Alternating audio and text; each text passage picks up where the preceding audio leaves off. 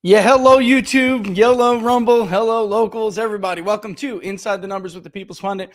I am your host, Rich Paris, the People's Pundit. Don't forget to like the videos if you like them, share them far and wide, and of course, hit the notification bell. That'll let you know when we're going to go live. There's only a few days left until the New Hampshire primary. It is now Friday, January 19th. Of course, it is early next week. On a normal primary day, that would be Tuesday. And the new tracking poll that just came out of Suffolk University very much matches everybody else. I do believe there's an Emerson College poll coming from what I understand, but in any event, all the polls that are recent and credible show Donald Trump at or above. Actually, now, no, they're all above 50%. He is at 52, ticked up above 50. He started above 50 anyway, if you looked at the decimal points, but he's now at 52. Nikki Haley backed away a little bit, back down to, I believe, 34, 36, something like that. But in any event, it's a considerable lead for the former president. I was waiting to hold the show to tell you about some conversations in my email threads and on the conversations I had on the phone with some donors and their Never Trump consultants. One is rather funny. And I was wondering why everyone sounded really, really, really upset yesterday.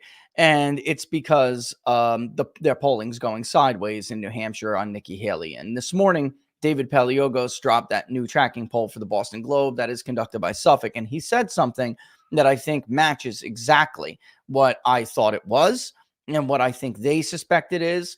And that is, and it's ridiculous because it's tied into this new messaging or narrative attempt by the Nikki Haley campaign, backed by CBS News and everybody, that Trump and others are making a thing that's false out of nothing.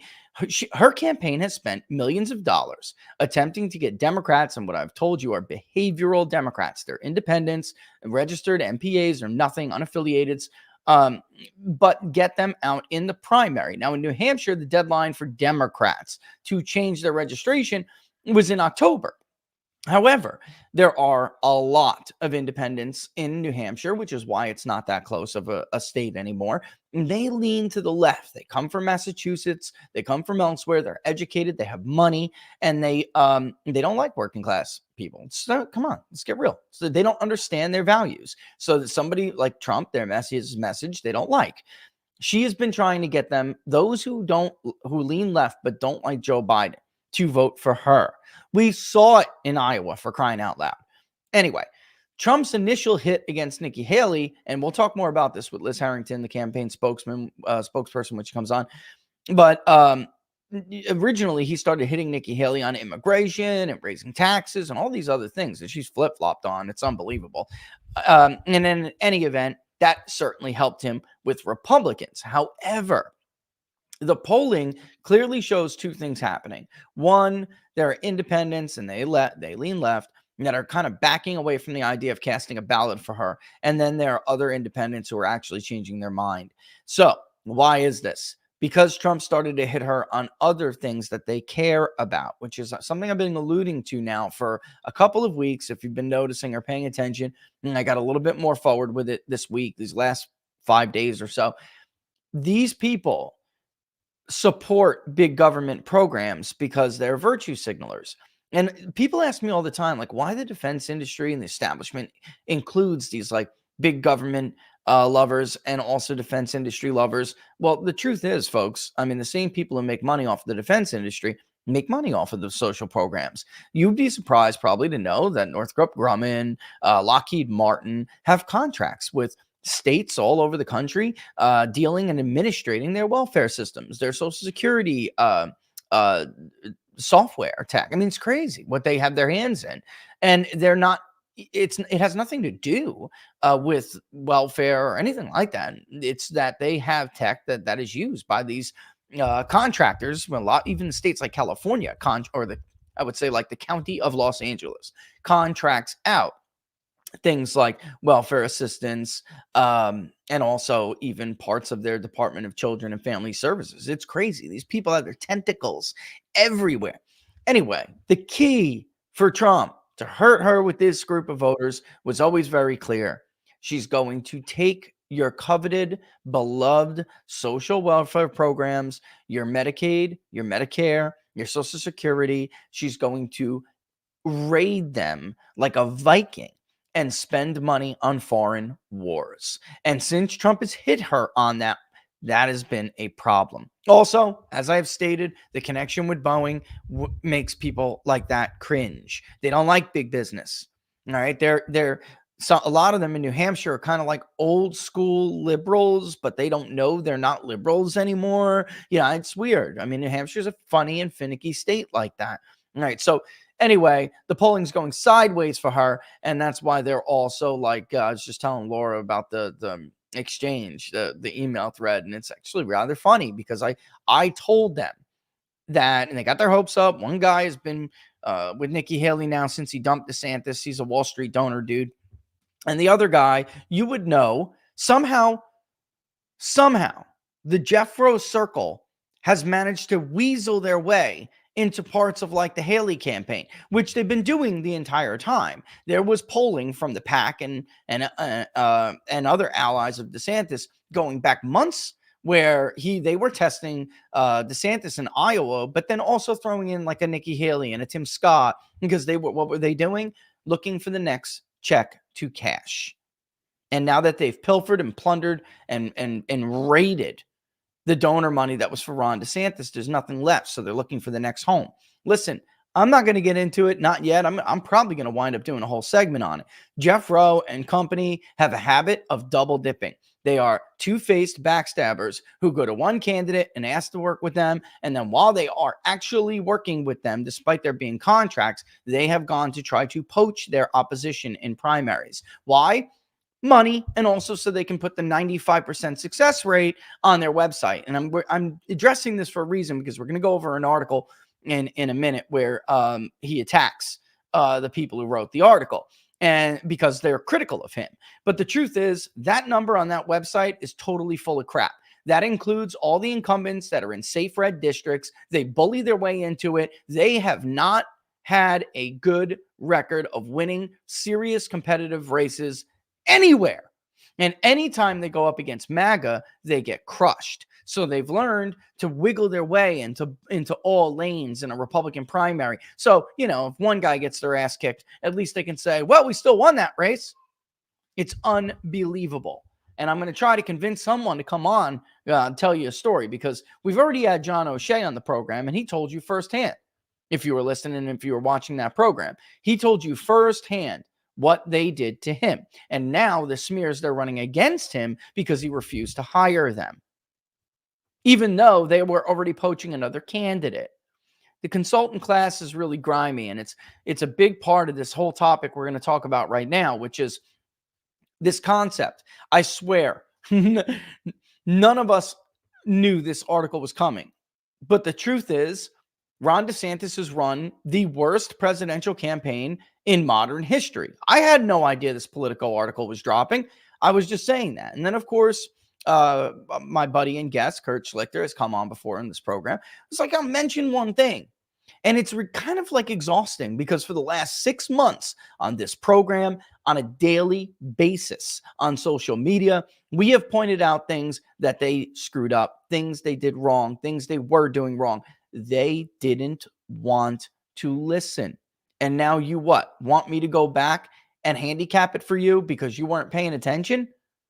No problem. Let's start with a couple of things before we get into it, because I jotted it down on Twitter. The very first thing, because a lot of this stems from number one, all right, a misunderstanding of the electorate and the time he was living in. That's number one.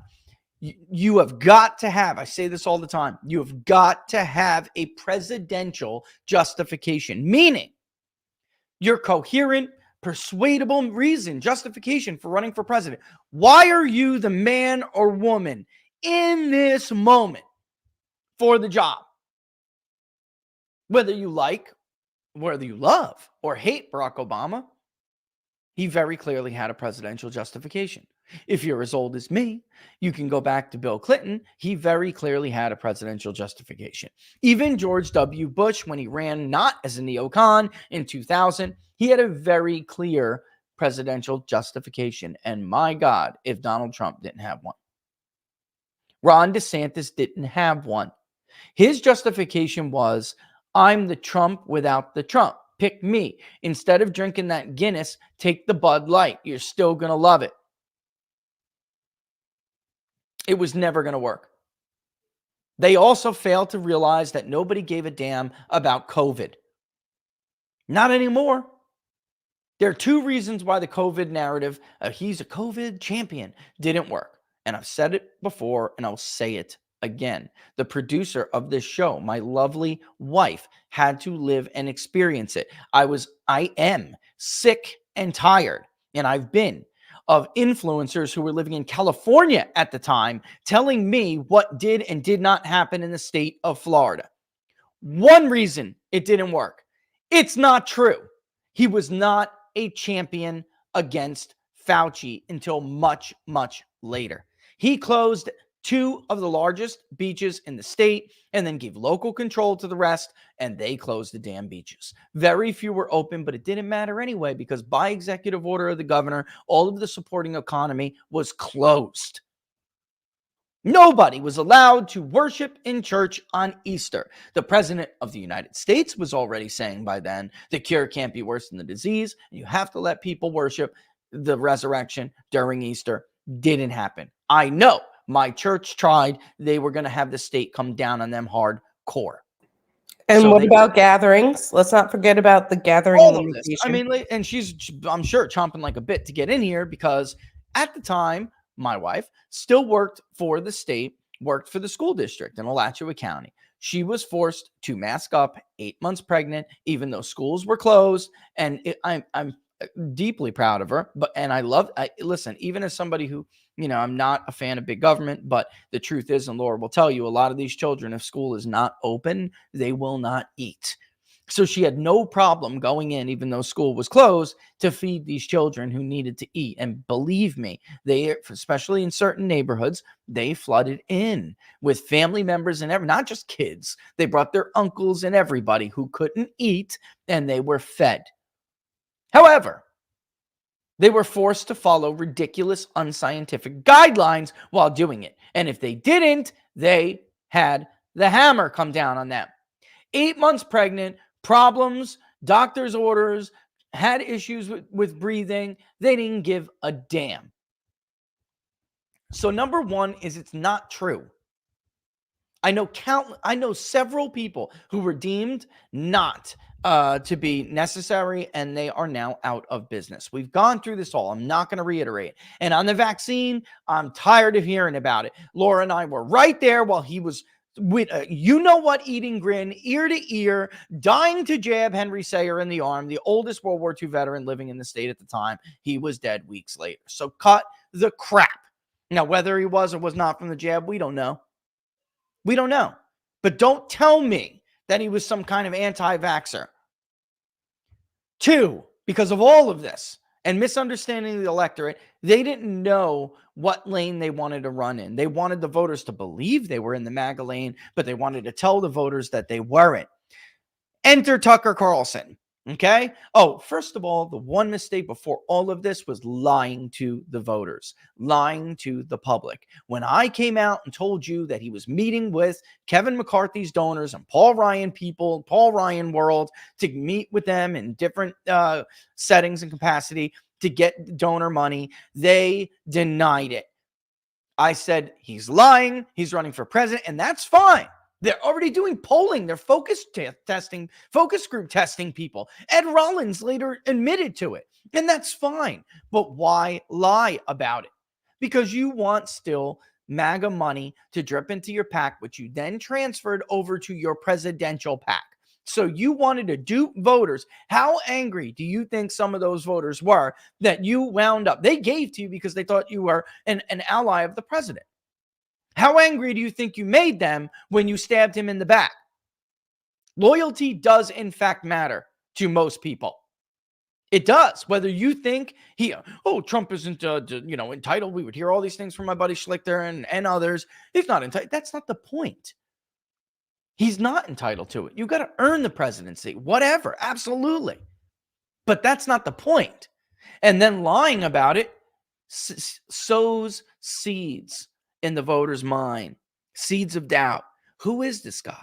If he's willing to screw over Donald Trump, the man who made him the political figure he is today, what will he do to me? If he can't be trusted to be loyal to the man he owes everything to, what will he owe me? All of that is a backdrop. Fast forward to Tucker Carlson. Where do you stand on this war in Ukraine? He first gives an answer. It's a border dispute. MAGA answer through and through. And we have a new name for him. If you haven't seen the post, put it up. Laura loves it. I love it. MAGA mimics. They are not MAGA and never were. They just mimicked being MAGA to get to the position they were in.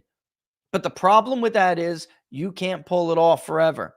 You can't pretend to be something or somebody you're not forever. Enter Tucker. It's a border dispute. Ken Griffin calls. What are you talking about? It's a border dispute. Okay, I'll change my answer. Back and forth, flip-flop, flip-flop. And voters decided, I think I need to pay attention to this guy a little bit more. Go to bigdatapoll.com. Go down to the Public Polling Project. Look at the trend for the presidential nomination that we did, not just for the last year, but immediately starting after the midterms, and you will see it clear as day. Yes, the indictments influenced voters' perceptions, but it wasn't a given. It influenced voters' perceptions, and then the reactions from everybody else, all of the other candidates, confirmed why they supported Donald Trump in the first place. Coming off the flip-flop with Tucker was the first dent in his armor. And then pieces of chainmail just started flying everywhere every time something happened. The indictments come down. The first one with Alvin Bragg, he takes 72 hours with his consultants to respond to it. He comes out with the weakest tweet ever, goes to the microphone, not only sounds weak as can be, and with his stupid, canned, consultant, poll-tested, Soros-funded prosecutor line, he makes a joke mocking Donald Trump over Stormy Daniels, something that we now know never happened. Whether you like or love Trump, can you read? Whether you love or hate him, can you read her own handwriting or her own messages, Michael Cohen's own messages? It didn't happen. He's the victim of an extortion plot. DeSantis goes to the microphone and throws him under the bus with a cute little Scott Walker-like line that they probably wrote for him. Of course, I wouldn't know anything about hush payments to porn stars. Right. You'd know about book payments from the Murdoch family for your book that nobody read. Moving on. At the moment, because of what happened with Tucker, they were looking at him, man. The voters were focused on him like a laser, like a tractor beam. Maybe I don't know this guy very well. Let me pay attention. And then he screwed the pooch.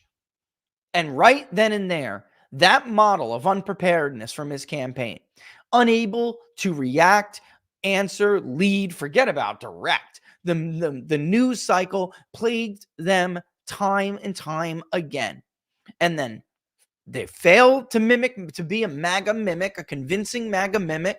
He began to flail between lanes. Am I MAGA? Am I establishment? Am I Nikki? Am I this? And voters just decided, we don't know who the hell this guy is at his core anymore. Meaning, he is not trustworthy and he is not authentic. He surrounded himself with proven losers and Trump haters. So where else did you think this was going to end up? And GOP establishment world types like Jeff Rowe. And what? He countered them with the voices of unproven sycophants who spent all day on Twitter making the race about them and their petty little social media fights, smearing and lying about everybody instead of their own candidate. These untested amateurs and sycophants thought it would be a great idea to repeatedly hype expectations to a level he was never going to be able to meet, breaking the number one cardinal rule of campaigning: do not set expectations too high. Wait till this, wait till that, wait till he announces, wait till he starts campaigning, wait till the debates, do we remember all this? Wait till Iowa. A never-ending, cascading feed of bullshit that was never going to change the trajectory of the race because he never dealt with the core problems. One of the worst examples, of course, wait till he announces. Which brings us to the dumbest, most disastrous rollout of a presidential campaign in the history of modern presidential politics. And don't you dare blame Twitter, X, whatever X formerly known as, or Elon Musk for the glitches and the technical issues, because it is the job, instead of being sycophants and social media smear merchants, it is the job of your team to protect the candidate. You protect them from themselves. You protect them from embarrassing situations. You protect them from failures that will lead to never-ending news cycles of them being mocked and memed into an oblivion. Even if it wasn't plagued with glitches and call drops and all of this other nonsense, it still was an incredibly stupid idea to launch a so-called populist campaign at the Four Seasons with the door only open to mega donors. Everybody knows a presidential campaign is the moment you introduce the candidate to the audience. They seem to think, I know who Ron DeSantis is. I guess the rest of the country knows too. Wrong. Family still in Florida. They consider themselves not political junkies, but certainly they follow along all the time. They knew somebody in New Jersey would not know who he is. And somebody in a Republican in Iowa. Not really. Who is he really? You take that moment to introduce the candidate. You make them the image you want them to be portrayed as. You use it to launch your message, to push that thing. Number one, your presidential justification. And you get earned media time. It's basically free advertising. Fox News, CNN, they'll all play clips of your announcement over and over and over again. Tell me, what would have been more effective? The idea of him going back to the tiny Tampa suburb he was from to do an event where he could be mixed in with normies and that there could be clips like a normal campaign. They junked that idea instead for the Twitter space launch with the deep state donor crew at the Four Seasons. If you don't understand why all of these things I am citing to you are mistakes, then you're pretty much hopeless. Shall I keep going? Because I can. Honestly, the list would probably take me an entire day to compile. It wouldn't be an op-ed column. It'd be a book. By the time I was done thoroughly examining and thoroughly explaining everything. guess what? There will be books about this failed campaign. This campaign is, as I have said, it is the worst presidential campaign in the history of modern presidential politics. And psephologists and political science students and statistics students who study polling and vote preference patterns and trends, and forever, that's the psephologist, going on and on, they will study this campaign for years. That Trump is going to put Nikki Haley away on Tuesday. Will they stop? Will they quit? I don't know. But I have promised you that I will tell you how to beat Donald Trump in a presidential primary when he secures the nomination. I have begun to hear whispers and some things of people that seem they're starting to catch on. But because at this point, both Nikki Haley and Ron DeSantis are running for the nomination of the Justice Department, the deep state party, I'm going to withhold it for a little while longer. But at this rate, he's going to clinch the nomination by Super Tuesday. This will be a wrap, and then I will tell it to you. All right? But I want to read you something because, as usual, in true to form, nothing but attacks instead of listening to what people who are clearly smarter than you have to say. This was this morning. And again, I had no idea this was coming. The bizarre decisions behind a $130 million debacle. The DeSantis team ran the worst campaign in history. And crap, I guess, Laura, we'll have to share that and go over that after the commercial break. All right, yeah, we'll do a real quick break first, and then when we come back, we'll go over that because I think it's worth reading. And then we'll have Trump campaign spokeswoman Liz Harrington on. And then we'll get into our Friday Q&A session. All right. So I was gonna go over some of the polling stuff, but the truth is we might as well just wait for the Q&A because I'm sure a lot of questions will be about it anyway. By the way, the AI polling wasn't wrong. It's fake. Brickhouse. Listen, did you you want to get healthier in 2024? Actually doing it, it's easier to say, but actually doing it, not so much. Better nutrition is absolutely key to health and longevity. Healthy diet can even help you avoid health risks that run in your family. Field of Greens is Laura and I's healthy superfruit and vegetable habit. It's a habit. It's the only fruit and vegetable product that literally promises better health or your money back. At your checkup, your doctor will notice your improved health or they'll give you that money back, folks. Do your vitamins and green drinks and big cons, little super beets promise you that? No, they don't. Each ingredient was selected by physicians for some health benefit. Some support your heart, some your lungs, your kidneys, others your metabolism for healthy energy and weight loss, which is a big one for me. And look, if you resolve to get healthier in 2024, even though I told you, set goals, not resolutions, it starts with Field of Greens. I got you 15% off and free rush shipping. Go to fieldofgreens.com, use the promo code TPP for the People's Pundit. The link is in the description below the video, but again, that's promo code TPP at fieldofgreens.com. Fieldofgreens.com. Send us your feedback. Some people like the cherry. Some people just use the regular, which I don't. I like the lime or the lemon. Laura likes the berry. It's not cherry. Sorry, Laura, it's berry. Take your pick. Send us your feedback. We'd love to hear about it. Really what? We always ask people to send us feedback. All right. Let me get a quick sip of water before we start this again, and then we will go down the line. Absolutely unbelievable. And let me just say this before I do what I got to do here before we start. I just had to respond to some other poor soul on Twitter or on X, whatever.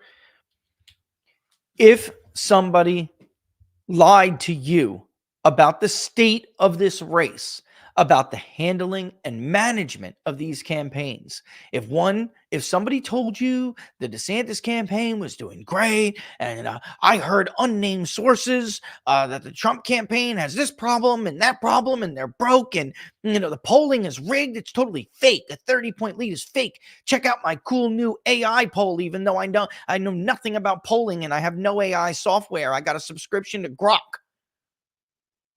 Unfollow them. I don't even like naming people because I don't like lending them any more credibility or recognition whatsoever. If you watch big con shows on places like The Blaze and The Daily Wire, and they trotted on frauds who know nothing about polling to raise your hopes, if you're a DeSantis supporter, you should be pissed. Pissed that they lied to you. Or any other supporter for that matter.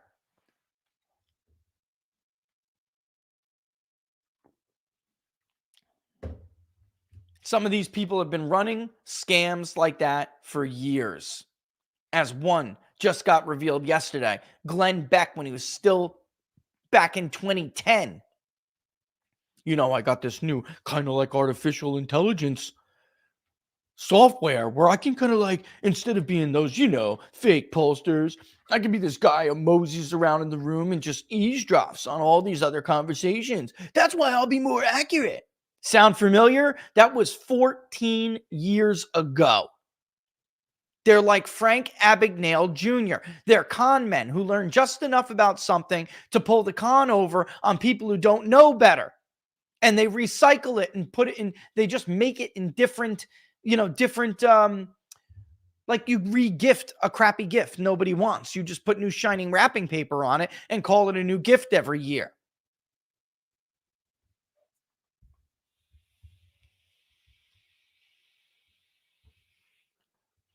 If somebody told you that Q was real, that Robert Mueller was really working quietly, secretly for Donald Trump to root out the deep state, and Michael Flynn was being prosecuted for a felony and having his home taken away from him in some grand 4D chess plot, you probably should have unfollowed them by now.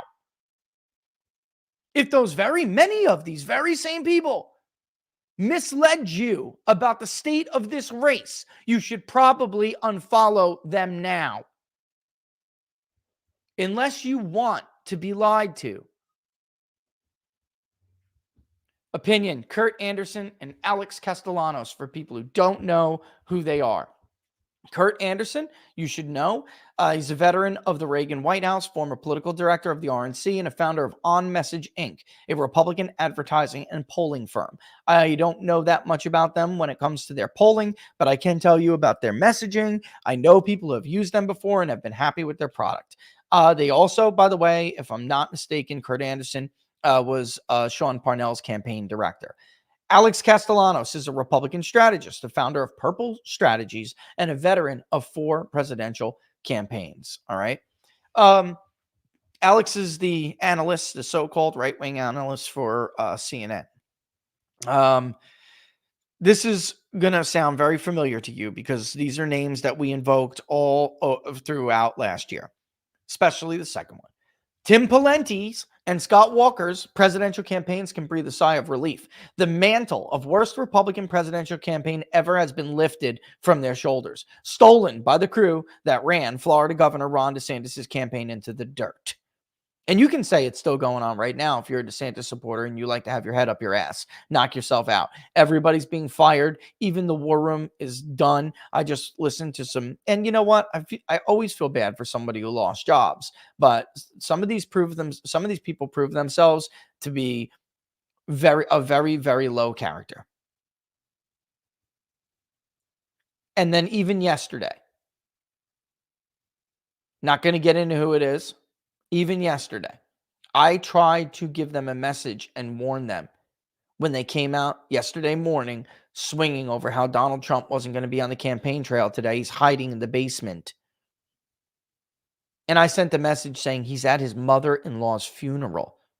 They doubled down on dirtbag. So it got me thinking. Like everyone else, I wonder if they're just fake MAGA. And they never really were. It took me all of 2 seconds to root through old Twitter history and see that people on DeSantis' team, very close to him, wanted him to go to jail for January 6th. Removed from office, barred from ever running for office again. So, when the FBI conducts a ridiculous search warrant on a former president within the state boundaries of where the governor governs, and takes 72 hours to say anything about it, are we supposed to think that he's really outraged? Because people within his inner circle cheerlead for President Trump to go to jail all the time. As usual, revisionist histories are being written even before the candidate has been officially buried, with DeSantis staffers and apologists offering a variety of nonsensical explanations. And I'm not going to click on it, but here you can see Steve Deese. This is a reference to him and one of his tweets. Yet another one, definitely falling within that category, having the audacity to put a fake pollster on his show to push a rewrapped new grift, and no apology to his audience at all. I get just having somebody on, folks, but constantly misleading your audience and then not having the character to apologize. Speaking of, this is why people don't like modern day Christians in this country. I'm talking about normal people. Where is Bob Vanderplatz and his apology to Ann Seltzer and the rest of us? This time he even went further and called Ann Seltzer a fake pollster. He went dark since he got his, kicked in Iowa. He went dark until he finally retweeted another, basically, an advertisement for a pro-life event that he's hooked up with. A promo push, a promo tweet. Christian men admit when they're wrong. Christian men apologize when they unfairly malign people. This is why the church is such a bad brand. It's called hypocrisy. However, we need no gossip from inside sources to understand what happened. The debacle played out in broad daylight. Start with the indisputable fact. At the beginning of 2023, Ron DeSantis was in first place. This isn't indisputable. Ahead of former President Donald Trump. He was only ahead in some polls. He wasn't ahead in all of them. The closest he got in our poll was 11 points. But nonetheless, this is the point I just made. He was in the best position to beat Donald Trump than any other candidate. That part is an indisputable fact. The rest of the polling that was pushed by his you talk about fake polling, Laura, right? The audacity of the firms that worked for his campaign and his PAC to put out that kind of crap. Then acknowledged that the DeSantis campaign and Super PAC raised more money than any other campaign, including that of the former president. Many in the GOP billionaire class gushed over DeSantis, promising to spend whatever it would take to vanquish the former president. What could possibly go wrong? Well, everything. And let me just say, he really didn't raise more than the former president if you take out the $85 million that they transferred between PACs. That was raised when he was lying about my claims that he was running for president. He was raising money, pretending to be MAGA and an ally of the president. Then they transferred the 80 plus million over to the PAC when he was running. That's the one cycle where if you mix PACs and campaigns, he did outraise Donald Trump, but it wasn't through that quarter. It was a transfer. That's important to remember because I argued this back then. And the same people that I'm telling you to unfollow now pushed back, said I was lying, I'm wrong. They were wrong. They were lying. Strategy. The DeSantis campaign should have had one. I disagree. They had one. They just had the wrong one. What passes their strategy, if we can call it that, was modeled after a weather vane. Whenever a campaign has multiple self-described resets, how many times did you hear me say this? As did the DeSantis campaign. It means from day one, they were strategically nomadic. What a great way to put that, Laura. What a great way to put that. They were strategic. I'm not saying they didn't have a strategy. They did not have a presidential justification. And if you don't have a presidential justification, your strategy will be nomadic. You'll be wandering through the wilderness, trying to figure out what lane you're in. They kept throwing strategy at the wall, hoping some of it would stick. It didn't. The DeSantis campaign should have defined their candidate as Trump plus, something like the former president, but better. Instead of merely trying to imitate Trump, MAGA mimic, they needed to add something of value, casting DeSantis' own vision for how Republicans can win the future. And by the way, when I do reveal this to you, all right, they're somewhat close here. They are. This is a very good analysis. It's not complete, but it is a very good analysis. Instead, they offered the voters Trump minus. DeSantis pretended to be just like Trump, but it's a less bombastic and less entertaining package. To be fair, many self-appointed Republican strategists believed that's what voters wanted, though the voters, inconveniently, kept rejecting it. They did believe this. I'm telling you, we all know what I'm talking about and who I'm talking about. When I tried to convince my once friend to not destroy his political career, their assumptions about what Republican voters wanted were absolutely incorrect. And this is exactly the kind of crap that Jeff Rowe and others and their pollsters were feeding people like Steve Cortez to jump on DeSantis' bandwagon. Any candidate who tries to imitate Trump will fail. Folks, they got him lessons on how to move his hands. Laura, remember this? People thought we were joking. How to imitate Trump with your hands. The hand gestures, the acting lessons, the this. Trump does this. He does these slices. He does this. He does that. Be like Trump. Nobody wants the fake crab meat. They want the real thing. There is no one like the Donald. Plagiarized reproductions will always be sniffed out and discarded as inauthentic pretenders. Sound familiar? But DeSantis' problems ran deeper. Oh, indeed. There's so much. I'm telling you, it's a book. It's a book. All over the country, you would hear the same thing from Republican voters. Hey, I like what the Florida governor is doing. I like the free state of Florida. Maybe this is my guy. Polling showed DeSantis had tremendous opportunity. No candidate had a better setup. But then something bad happened. The campaign introduced the product. We took a lot of crap. We took a lot of crap when we told you how Casey and Ron were going to come across to the voters. We've met them. I said he was weird and awkward. Laura had some exchange pleasantries with Casey, and she turned right around. I don't like that. You know what? This woman thinks she's Jackie O. This woman wants to be, not only does she want to be, this woman thinks she's Jackie O. It was all over her face. Two of us have been around long enough. All we do is speak to Republican voters all day. We know enough about them. We knew it. This was not going to come across well. There will be a lane where the Steve Deeses will praise them. The Never Trumpers back from 15 and 16 will prop them up and tell you there's something they're not, but they will go in front of the voters and flop.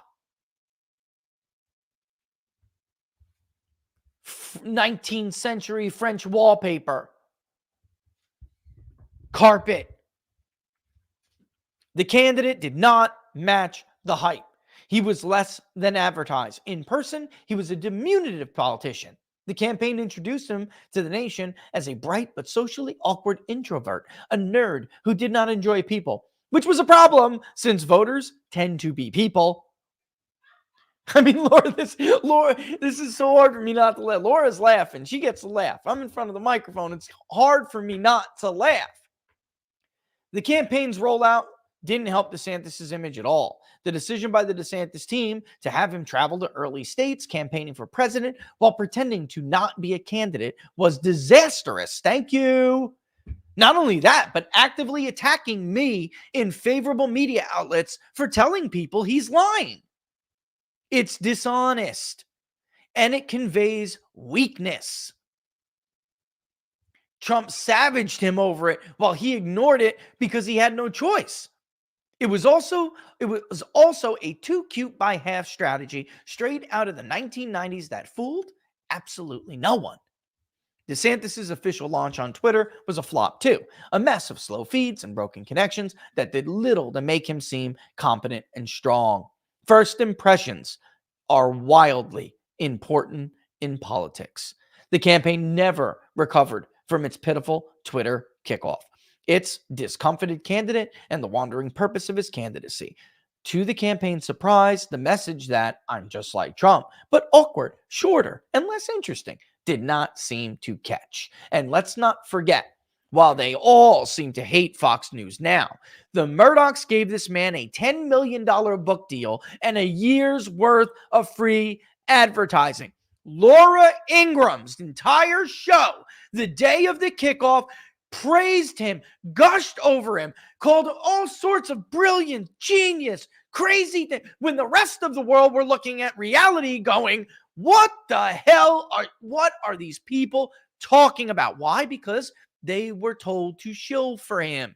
And they did for a year until they decided to jump ship to Nikki Haley. Because here's the real kicker.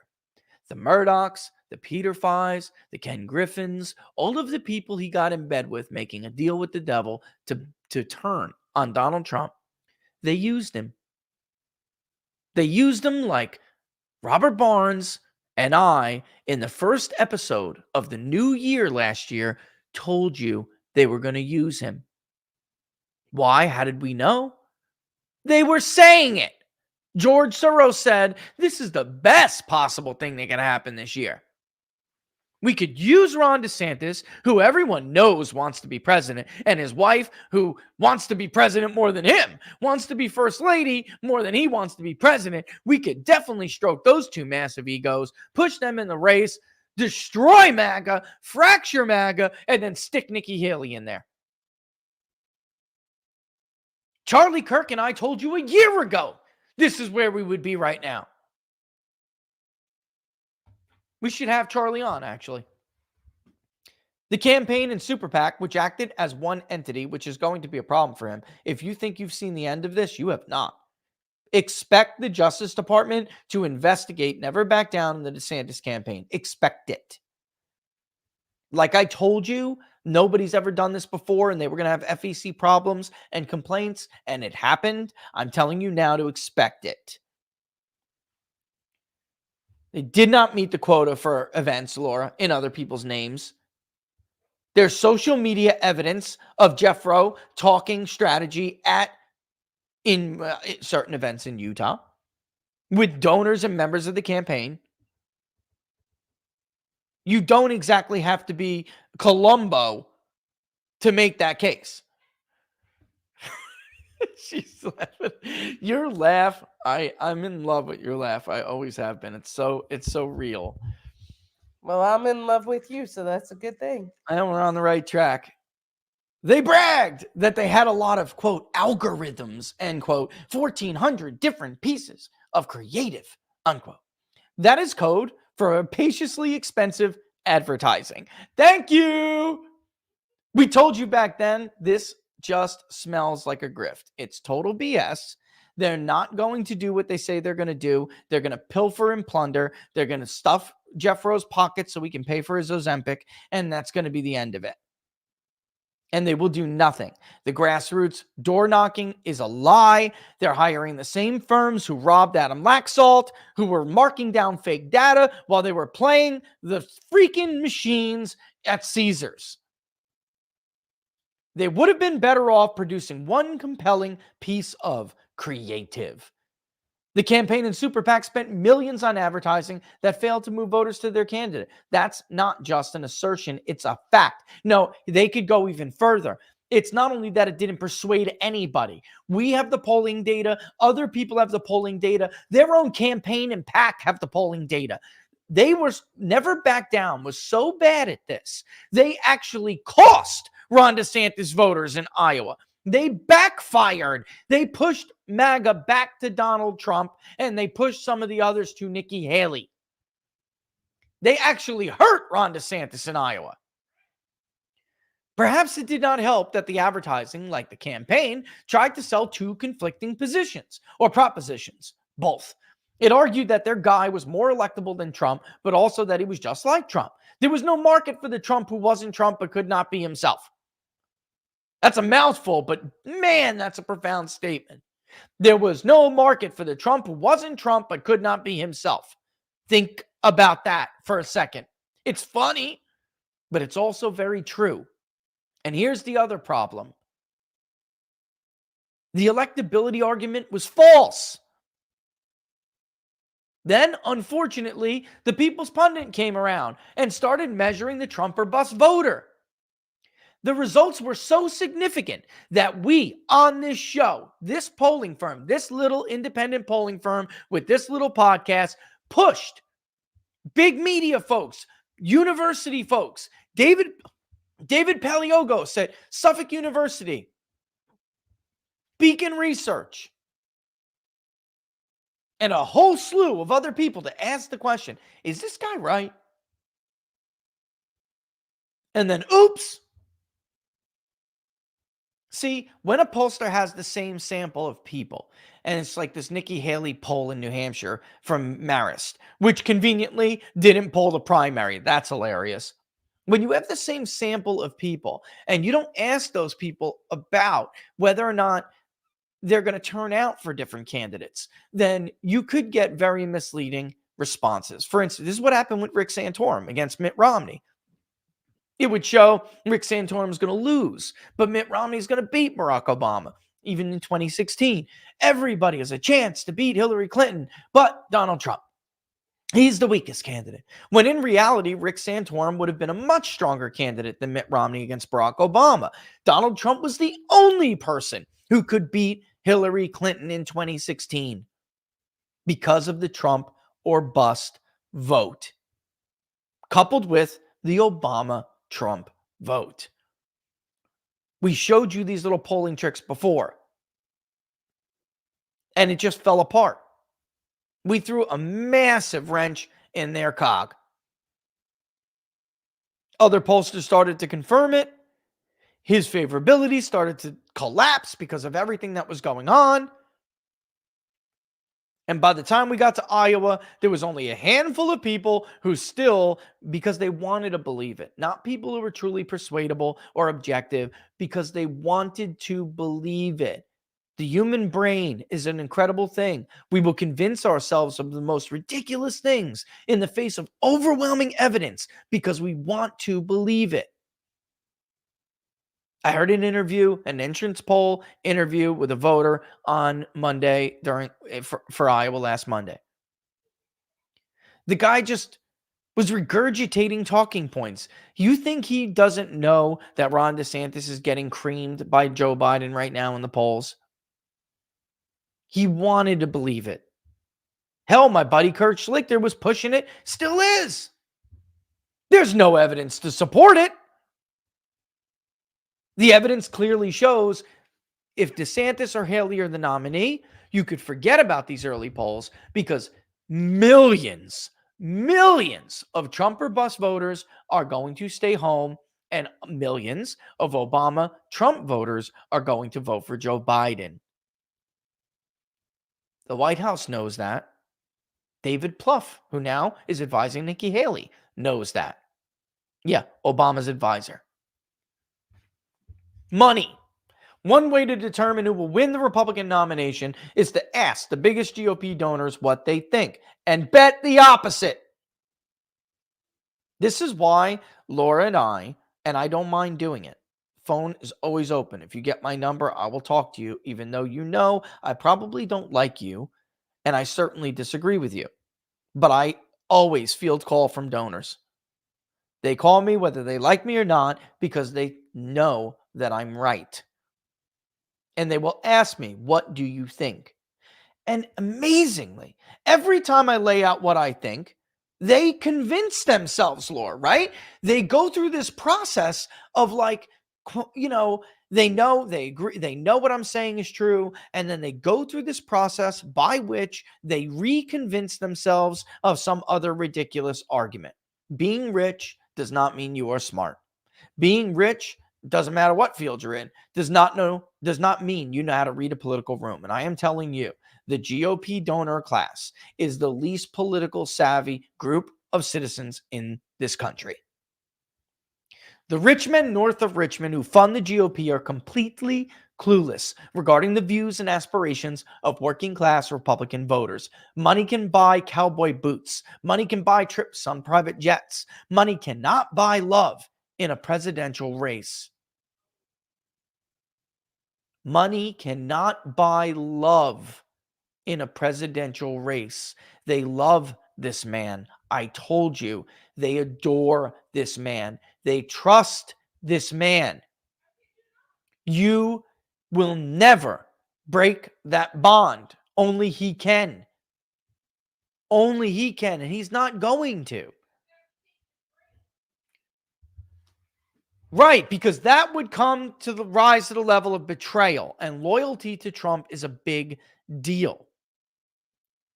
As DeSantis' poll numbers plummeted and his appeal to pragmatic GOP donors vanished, DeSantis jettisoned the preferred strategy of his wealthy backers. He swung wildly to appeal to Trump's blue-collar base, painting himself even more like Trump, though less sable, declaring war on Mickey Mouse, a war that should have been a slam dunk. After all, Disney is perhaps the perfect example of big business gone dangerously woke. But even here, DeSantis managed to overreach when he went after the company's special tax status, snatching defeat from the jaws of victory. In the end, he went home with neither donors nor votes in his camp. And yet his team continues to this day to talk about how he took on and defeated Disney. No, he did not. It's unbelievable. Talent. This is the thing. They don't listen. They just refuse to listen. Here's where you will hear Jeff Rowe, because this is what he is, a whiny little bitch who doesn't take criticism well, and he attacks people personally. Are you ready? Certainly, most staffers and consultants who work for DeSantis are earnest, well-intentioned people who served him to the best of their abilities, but we might as well be honest. The celebrity consultant known as Jeff Rowe loses virtually every race he touches and, according to his own boasts, makes mad money in the process. His string of losses in Senate races over the past few years distinguishes him. Adam Laxalt, Nevada; Carla Sands, Pennsylvania; Dave McCormick, Pennsylvania; Jim Lemon, Arizona; Josh Mandel, Ohio; and twice Martha McSally.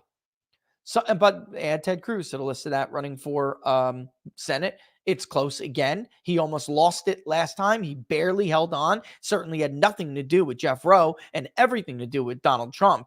And now he's in trouble again because he takes advice from Jeff Rowe, who also ran his presidential campaign.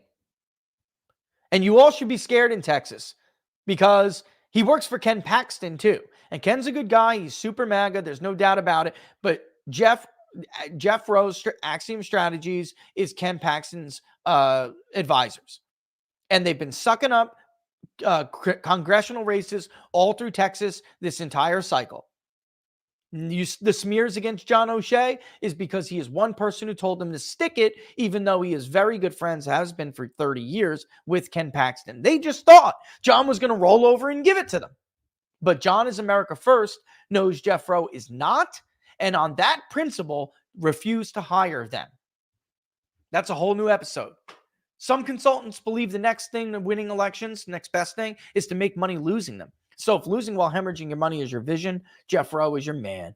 He writes back, he's the founder of Axiom Strategies. Rob Phillips, the president of it, had this to say in response. On Message spends more time parading his experts on Sunday shows than on winning campaigns. Axiom has more victories in the last 6 months than On Message has had in the last 6 years. No one's taking seriously the messaging of Bob Dole, Democrat, or the brains behind Bobby Jindal's failed presidential campaign.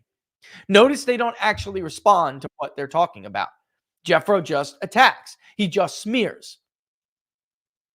They do not win competitive races. They don't.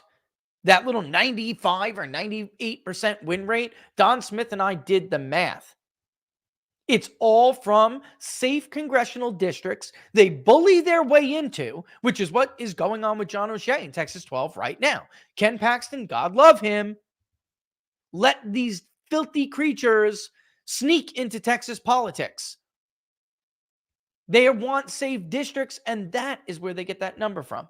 Not hard-fought contests. They lose them every time almost. Anyway, it's 1 o'clock. I'm not going to keep going. Somehow, some way, the DeSantis campaign and super PAC created a myth of epic proportions and sold it to political reporters and donors. P.T. Barnum never imagined a con job this big. And by the way, I just have to say this. They go on to talk about the door knocking like we had talked about numerous times. The idea that you would spend money, millions and millions, tens of millions of dollars on knocking on doors in states that are not early primary states is a grift. You should have known immediately that was a grift. They didn't actually knock on those doors. Number one, I'm telling you right now, they just stuffed that money in their pocket. Number two, you just don't do it. And he writes, it's hilarious, they write, if you ever believed that it was possible to affect the trajectory of a presidential campaign with underemployed losers going door to door in between puffs of flavored vapor, strawberry flavored vapes, you are vaping an intoxicant yourself. I'm just going to stop there. The absurdity of it all is breathtaking. Breathtaking. And now here we are. Who's the grifter now? Who's the grifter now? Again, if you listened to any of these losers over the last year, I highly, highly suggest you unfollow them right now. If anyone told you that that man was going to win Iowa and Trump was going to underperform, and then immediately after that, some anonymous source tells me they're really worried about losing Iowa and it's all going to come crashing down after they do, unfollow them unless you like being a Q-tard. Real talk time. Unless you like being lied to. I don't. My audience doesn't. Most of them, they want the truth. Well, the truth is you got scammed. And the donor class, the truth is you got scammed out of $200 million. Trump turncoats, the truth is you got scammed out of your future. You'd be lucky if he let you back in. I wouldn't. Not when my butt was facing 91 counts. They're going to throw me in federal prison. He's probably a more gracious man than me. I'd let you suffocate like a dying fish out of water. That's what I would do. We'll see, though. You know what? Let's ask the campaign about it, shall we? And so let's bring her on. Liz Harrington, Trump campaign spokesperson. Liz, thanks for joining again Inside the Numbers. Hey, great to see you, Rich. You know, I'm just going to ask you about this briefly, and then I want to talk about New Hampshire and the plans going forward here. But article in Politico, not sure you saw it. You know, did DeSantis run the worst, or he did, is what they're assessing, the worst political campaign in history? The campaign is over. I mean, his campaign is they're broke. They have no path forward. He's running at this point for the nominee of the Justice Department. I want to get your take on where you think, you know, aside from announcing in the first place, but I want to get your take on this. You know, the finger pointing, Liz. Now we're at the finger pointing. Say, oh, he did it wrong. It's this one's fault. It's that one's fault. What's your take? Well, I mean, a lot of what you said, Rich, about politics being a con. I mean, Yep. I think that kind of says it all, right? Except for Donald J. Trump. I mean, there's a reason why he's so successful and the movement is only growing is because it's the only thing in politics that's real, that has something behind it, a real conviction, a real... the agenda is only to try to save America. That's it. There's no other games. There's not this bait and switch. That's what it is. And the problem for sanctimonious, which, you know, only President Trump in one name that a lot of people didn't really get at first. I didn't. They certainly get now. I mean, could sum up, that is it. The sanctimony, the self-righteousness, the idea that you are more important than the country, the republic, that's basically what it boils down to. You see what's happened to our country? It's take Donald J. Trump, his name, out of the equation. They're illegally, unconstitutionally raiding the home of not just the former president, but the number one political opponent, the leader of the greatest political movement in American history, and you let that happen in your home state, and you hide and you don't say anything because you think it benefits you. You think that will give you a path. That's the problem with the DeSanctimonious campaign. It was always built, and it still is, on this lie. Like everything he says, that's not why he's running. He's running because he thinks a pathway will be cleared for him, that he'll swoop in and take the MAGA movement, take the mantle. It's not going to happen. I don't care what they do to President Trump, what they try to do. It's not going to work. But he's not going anywhere. The people aren't going anywhere. They're not going to settle for some vulture that comes in and tries to swoop in and steal the people's choice away. Not going to happen. And that's always been the fundamental problem. His candidacy is built on a lie. All the grifters came in. He let that happen. Yeah. Like you said, I mean, knocking doors on in Texas. It's absurd. Like you said, it's absurd on its face. But the thing that's so sickening, Rich, is this. President Trump has changed our politics in such a good way forever. And they're still operating as if none of this has happened. Yep. They're still pretending as if it's the uniparty and we're going to give you this fake choice and everything is just an illusion. No, those days are over. The people see right through it. They're sick of being lied to. And I mean, we want to get to the business of saving our country, and all of these donors and these losing candidates are just, they've picked a side, and they've joined the forces who want to destroy this country. It's pretty much as simple as that. We could have essentially the longest presidential election cycle or general election cycle in the history of the country. It's an enormous opportunity for the Republican Party to rebrand itself in a better image. It's just a fact, Liz. It's just a fact. I mean, it's not my opinion. All I do is poll. All I do is talk to the American people. It is an objective fact that the America First platform is a more diverse, wider tent, bigger tent. It has all of the demographics of the future that support it. And you said they're still operating like in the past, like this is, 2000 or 2008 or 2012. The DeSantis campaign ran a repeat of Ted Cruz's campaign in Iowa. Bob Vanderplaats, they tried it out. Steve Deese, they tried it out. And it turns out he was never a kingmaker, Bob Vanderplaats. It turned out that all he did was lick his finger, see which way the wind was blowing, and then took some, took a check from that particular person to make sure that he ended up looking like a kingmaker. But that myth is dead. He hasn't apologized to anybody. He called Ann Seltzer a fake pollster.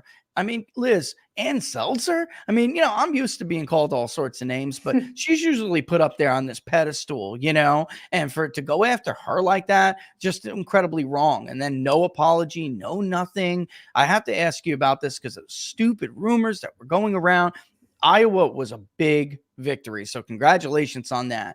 Really what it did for me was like confirm the math. Yeah. So we saw the polling ahead of time. It confirmed the math. Were you guys worried about turnout because of the snow and whatnot? It's like amazing what I hear and read in the media, that certain things. But then anytime I talk to somebody in and around Trump world, they know their voters are loyal. They know their voters are excited. It's like the opposite of what you'll read. So I just wanted to get you to comment on that. What you guys felt going into Iowa. It was a huge win. Huge. Oh, and historic. And remember what they were saying? Oh, I remember when the polls were all wrong going into the midterms. 30 points. Were the polls still wrong, Ron, when you got smashed by 30 points? And then you get up there and just lie through your teeth as if it's some victory? And same with Nikki Haley. I mean, it's absurd. But look, we know, all the credit, of course, goes to President Trump. There's nobody like him. There is no substitute. We have something that's so special for our country and a leader like he is. It's just amazing. We are so blessed that he's willing to keep doing it because nobody else would after everything they've done to him and his family. Nobody else would go through all that. But he truly cares and he truly loves the people, and all that weather, it didn't matter to him. He said, I'm getting to Iowa no matter what on Saturday. Our campaign, the people that he's hired that work, that a lot of them have been with him for so long. Yeah. The day in, day out grind work. They are amazing. They turned around in a hotel ballroom, a TV studio to do a great event, by the way, with Brenna Bird, who was a fantastic endorsement, an endorsement that actually carried some weight because people can see how genuine she is. But look, we knew that we had the best candidate, the best message to this movement. That's nothing stopping this movement. You can't, the unexpected happens, stuff that you can't control. But our team was ready for anything. And President Trump, there's no other connection like that. Nobody's going to go in sub-zero. That's why the turnout was so low. It was so much lower than what people thought. I mean, it was still, however, whatever the turnout, you know it better than I do, Rich, I'm sure. Yeah. But 110,000. Sub-zero temperatures. That's President Trump's voters who are going to go through that. And God bless them, because they love the country so much. And it's really just comes down to that. It's common sense. It's our one last shot to have something real and to shatter this corruption. I mean, and fix all the problems that we're all facing every single day. And it is what you said, Rich, if we can move into that, about unifying. That's what's going to be where I'm going. Yeah. I mean, his That's speech exactly where I'm going. after Monday, I mean, that is unifying. That is transformative for the Republican Party. That is so beyond the Republican Party. It just brings Americans together. And that's what he wants to do. Yeah, this is why they cut off. This is the real reason why they cut off his speeches on MSNBC and CNN. Means when he's talking to the inner cities like that. I don't want to. I'm not trying to belittle anyone. I'm just saying, like in 2016, when it was a brutal primary, there were a lot more other non-Trump voters that he had to unify. When we do the general election poll, every primary, there's always like the "I'm going to take my ball and go home" crowd, right? But the truth is, this time they're really statistically insignificant. I mean, Twitter is loud, but it's real, but it's not representative. So the Republican Party is more than willing to get behind. There's a poll out this morning, Marist. Ironically, they decided not to poll the primary in New Hampshire. I can't imagine why.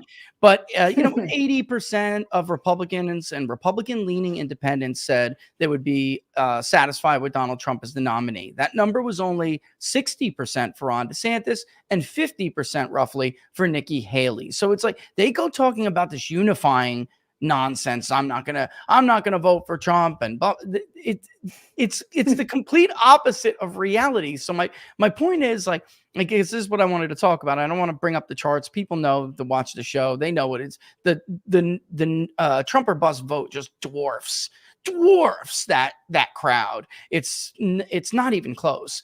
But next Tuesday, he winds up, because the new tracking poll from Suffolk's out. He's up more. He was already at 50. He's up more. Haley's down. He puts her away in New Hampshire next week. What is the Trump campaign going to do tone-wise? I mean, are you guys just going to pivot to a general? I expect them to stay in, because I do think that they're hoping Jack Smith or somebody does this work for them. And that's gross, but that's what I think. Are you guys going to pivot to a general if, he crushes her next week? I think, largely his message is not going to change. He's been a general the whole time. He's really been focused on that big picture. I think the whole time he has to, tell the truth about these clowns. I mean, and he has to. He has no choice. Like Nikki Haley, in her own words, she's talking about 65. You can't retire at 65.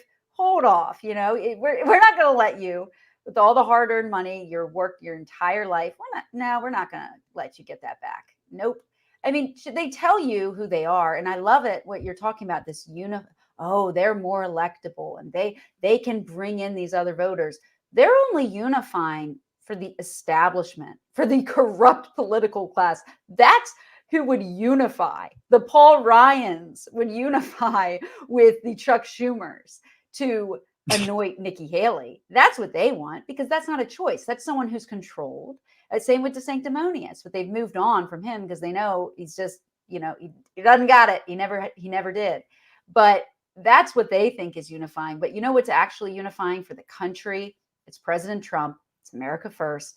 It's make America great again. It's common sense. It's things that really, truly matter, and getting our country back. I mean, and you're so right, Rich, they cut off his speech because he was so magnanimous. He was so generous to these people who have totally betrayed, of course, not just him, but their voters and what they pretended to believe in. I mean, he was so generous. Yeah, And he's then obviously better than me, Liz. I'll tell I you that. know. I'm He serious. really is. I know. This isn't a political rivalry. He could go to prison. This is not funny. And they choose this time to do that. And then fine. Maybe the voters want another choice, but the voters spoke. And the truth is they've been speaking. We were not going to be, 30 points off. I mean, this was an insane argument that these people made the whole time. That was never going to happen. Like this has been a pretty static race now for over 6 months. Trump has been dominant across every early state. And, the one thing that jumped out at me too was, and another one from Emerson came out yesterday. I wonder if you guys are concerned about this at all. This constant, what's the best way to put this? It's like a resistance to him and his message from the establishment. This is causing like an identity crisis. So you have the poll in Texas come out yesterday. He's stomping Joe Biden. He's actually got a bigger lead than he carried Texas in 2020, but Ted Cruz is kind of close. And if you look in the numbers, it's because President Trump does 15 points better with Hispanics. He actually does better with whites. He's got a bigger lead in the suburbs. I really think that Republicans could cost themselves the House and several Senate seats if they keep this up. And voters are they have the opportunity to say, okay, Trump is the leader of the party and that's our brand. But they've been fighting it for so long. Voters are starting to see the president differently, a lot more differently than the Republican Party, and they're not going to benefit down ballot like they have done in the past with him on the ticket. And is there any concern, the president can end up with the White House and a very adversarial Democrat Congress because of this? Well, I've heard from a lot of people recently who've told me that I don't care about down ballot. I only care about voting for President Trump, and maybe my local sheriff. People they feel so betrayed by a lot of these politicians in Washington. And how can you really blame them when our country is being destroyed? I got this question earlier today, and I wish I would have answered it in a better way, but it was about, the suburban women, they're coming back. I don't think they ever left, but, they're coming back to President Trump. What do you explain? And, it's just as simple as this. The suburban women, the suburban mom, she doesn't want to live in a third world country.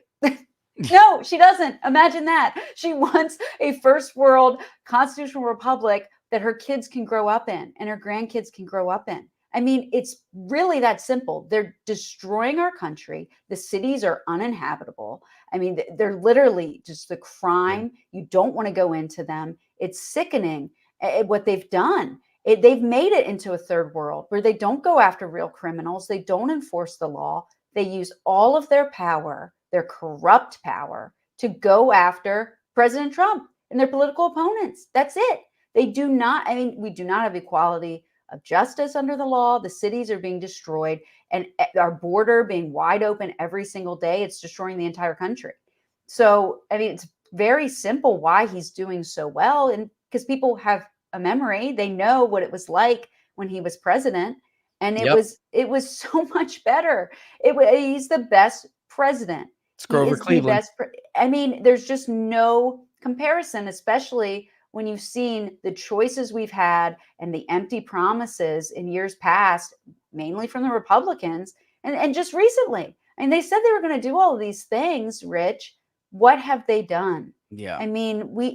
That's what President Trump worries about. And he says it in speeches. They've got 10 months to do God knows what else. Look what they've already done.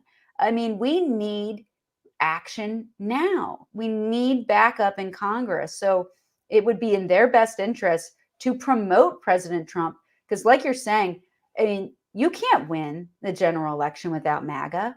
It's the most powerful force in politics. No chance. No chance. And he's bringing in so many other people that the Republican Party would never get. So if they have a hope of getting any of President Trump's coattails, they need to embrace him, embrace the America First movement, and start acting on it, on those principles, to get more people excited about their candidacies, because they're excited about President Trump. But you're right. I don't think they're very excited about the down ticket. They've been betrayed too many times, but they haven't been betrayed by President Trump, and he never will. because he loves the country. That's all that motivates him. So he's winning a lot of these like new voters that are, we always ask, vote history. We know the vote history. We're taking them from the voter files. And of course, there's this the non-white vote shift everyone's talking about because the suburbs get all the attention, Liz. But lately, and because I'm an advocate of this, I've been saying with him anyway, I don't know another Republican that could do it. But with him, especially after the indictments, there's a lot of potential in urban areas among non-white, especially non-white men, although you don't rule out women. I mean, certainly they're there too. But I've heard him make some statements. I just want to ask you point blank, are you guys going to go to urban areas and hold rallies or just even events or whatever? Because I'm not saying that Republicans should like forsake the suburbs, but I am saying that if you squeeze as much blood from the stone as Donald Trump does in rural America, and then you do better like he did and looks like is doing now, even more so in urban areas, it's just the math. You can take 5 points off an urban area. It devastates the Democrats' statewide margin. And everyone focuses on the suburbs and not that. And I really think the future is urban and rural. And I've heard the president make these comments. So I'm wondering if there are discussions like that, because he even said it in his victory speech on Monday. He brought up urban America. And then I was supposed to go to that gala in New York City, and I didn't. I went to the Nutcracker with my daughter instead. But during that gala, they were talking about, I'm going to the Bronx. Would you go to the Bronx? I'm wondering if you guys discuss that stuff, if you're going to do it. I think it's an amazing idea. It's a great idea. I think he really wants to do it. I've talked to him about Sounds it. like it. It's, Yeah. I mean, and he said, it's going to be a big part of our message because we don't want, Rich, just because Democrats have run, really, it's not even the fact that they're Democrats. They're just corrupt politicians that come from both sides. But just because they've destroyed their cities for so long and have such a control over it, we don't want to write them off. We care about those people too. Yeah. I mean, a lot of them are just trapped in this system. They can't get out of it. If we go there, and he's seen the videos, Newsmax, that great reporter, I forget her name, but she's been going out to the Bronx and just talking to the regular people in the Bronx. And they're like, please come back, Trump, free my man, Trump.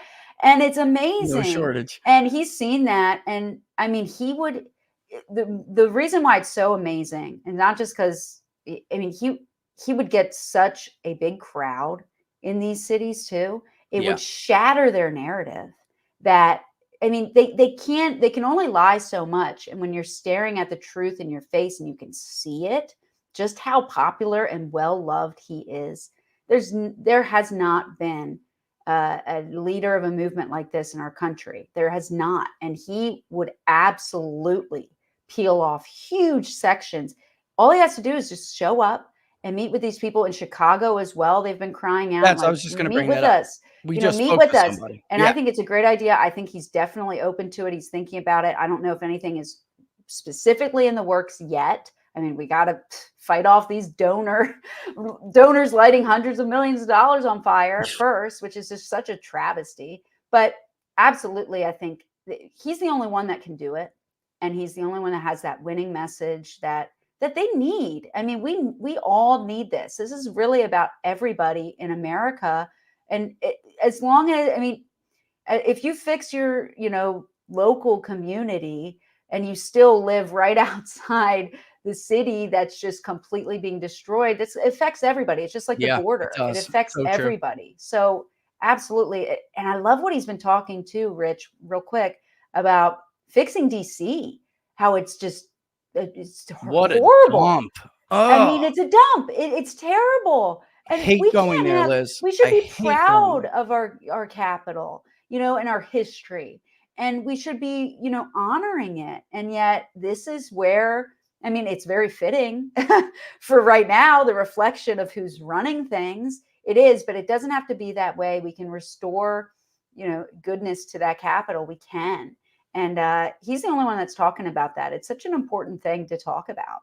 Yeah, we're here. We get an earful every poll from urban voters, and especially since these indictments, they made him like a little bit of a folk hero. Like now, we've never seen somebody who people make remarks such as, the system's been like this forever. It's just never been like that for them.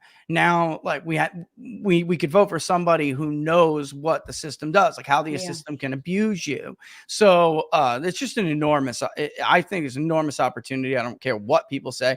Political coalitions never stay the same. Democrats did not always have a lock on the black vote. They did not always have a lock on the Hispanic vote. And guess what? They won't always have a lock on them. Things change. And there's always these key times in history where you can take advantage of that. And I think this is one of them, hands down. I've kept you for a half an hour. There was one more thing I did want to ask, but I guess, the point is moot because you have Haley spending all this money, and she did it in Iowa. And she's doing it in New Hampshire, although the deadline for Democrats to change their registration is over. She's still going after these independents that are Democrats, yet it doesn't seem to be working. I just wanted to get your reaction to that. I like the idea of persuading people, but that's not the same thing. That's not what's happening here. This is like Chris Sununu. Boy, he turned out to be a peach. This is Chris Sununu using his friends in the media and, his connections around the state to try to get these people motivated. You think it's going to work? I don't think it's going to work. I don't think there's enough. There's I really not enough. don't. That's it. Yeah. But as President Trump was saying last night in his interview with Hannity, the governor could have fixed this a long time ago. They could easily have fixed this. It's just absurd, the idea that you would have a primary that's open like this. It's just, it's not right. And it's not really surprising, right? Because who's funding Nikki Haley, who just gave her $250,000? Oh, the same creep who's funding the sham E. Jean Carroll case, that disgusting lawfare operation that's had to drag him into court twice over someone he's never even met, doesn't know who she is. Photo line doesn't count, as he said. This is insane. This is insane. Why isn't anybody asking her to give that money back? What a fraud. It says it all. It's the uniparty at its finest. That allegation came right from SVU.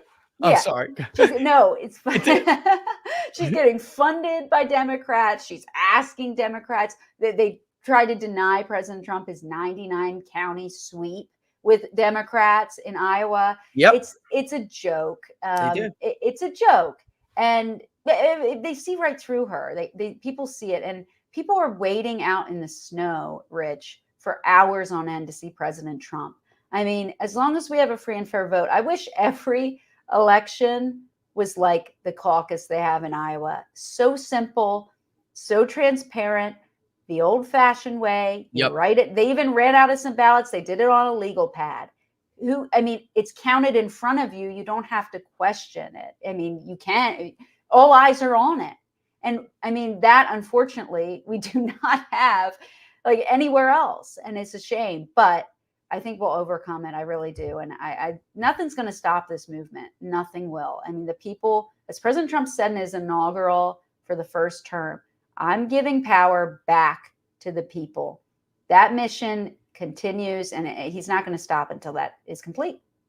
That's a big miscalculation I think a lot of them made, that voters, not just President Trump, the voters thought they robbed us of his term. They undermined his term. And I was on with Dr. Gorka, and he said it, and then I'll let you run. But he said it as I was trying to explain the mentality of the voter. He said it's just unfinished business. They just have this unfinished business with this guy that they have this connection with, they trust, and that's it. And that's a simple way to put it, but it's 100% the right way. I'm going around this elaborate way to try to explain it. And he's like, unfinished business, Rich. That's it, And it's true, though. It is. It's true. Yeah. All right, well, I'll let you run, Liz. Thanks for coming on. You're always welcome back, as always. And best of luck to you. We'll see you, good luck Tuesday. We'll see you then. Thanks so much. All the best. You Liz too. Harrington, ladies and gentlemen, from the Trump campaign. Listen, what do they think they're doing at this point? What do they think they're doing? People, well, Rich, Iowa it's only Iowa voted. I'll come and so, folks, I just said it during the interview. The results in Iowa confirmed the math. the math that we all have been doing for months and months and months. And now in New Hampshire, doesn't she sound upbeat? When campaigns are not liking what they're seeing, they don't sound that upbeat. I'm telling you, Laura, pop in, she'll tell you. These never Trumpers that are backing Nikki Haley in New Hampshire sound like they want to kill themselves, right? Don't they? They're writing They suicide sound notes as suicidal. we speak. They're writing They're suicide notes as pissed we speak. off, man. They're like staring into the, which tells me that David over at Suffolk and is probably pretty right. And by the way, where the UMass Lowell poll came out, which actually was, they showed him getting as high as the Suffolk is now. They showed it first. UMass Lowell was the only one who didn't understate Trump's share in New Hampshire, because New Hampshire can be really finicky, and there's see people like Michael Tracy. He seems to be getting it. I know he doesn't agree with Trump. I don't think he's a Trump supporter. He's a leftist. He could be. I don't know. I don't know what's in his heart. But he's running around the campaign trail. He's in Iowa, New Hampshire now, and he seems to have a better grip on it than some of these political reporters that have been around a while. Trump underperforms in caucuses because of the low propensity voter issue. Primaries are much easier. If you look at the polling, it looks like everybody's excitement. First of all, Nikki had a major excitement deficit. I don't think it's going to work either, because the numbers just are not there. And I forgot to bring it up, but she knows, they know. I don't have to, get into a deep conversation about it. They know that they have blunted her momentum with those people anyway, or at least the polling suggests, because they started hitting her on those Social Security thing. You just heard her bring it up. I mean, Social Security, raising the retirement age, all this stuff. That stuff's intentional, because that poses a big problem for Nikki Haley, who's trying to convince these voters, these Democrat-leaning independents, come along, come in and do it. And yeah, not only Sununu could have fixed it, but Kim Reynolds in Iowa, all the DeSantis people, again, too much time on X, too much time on Twitter back then before it was, known, bitching and moaning and fighting and having these little infights with other social media influencers, trying to destroy the credibility of pollsters they don't like because they're accurate when their guy is down, and et cetera, et cetera, et cetera. Missed all of the things that actually mattered. Listen, without that snowstorm, Nikki Haley would have overtaken Ron DeSantis in the Iowa caucuses. I have news for all of you, because she did get some of those people out. Part of that is they had nothing to do. Next Tuesday, they have something to do. They have to write in Joe Biden unless they want their guy embarrassed. Phillips, there's one poll out there which is not believable. It's the one poll showing Nikki Haley tied with Trump in New Hampshire. They had Phillips at 26% as a write-in. That's bogus. All right. Maybe he does get higher than the poll suggests, but it isn't because that polling firm, which we shall not mention from this point forth because I caught them in a scam, it's not because they had him that high. It's because he's doing work. He's campaigning. And Democrats need to get some people to vote, including their independents, for Joe Biden. So it's going to be harder for Nikki to do that.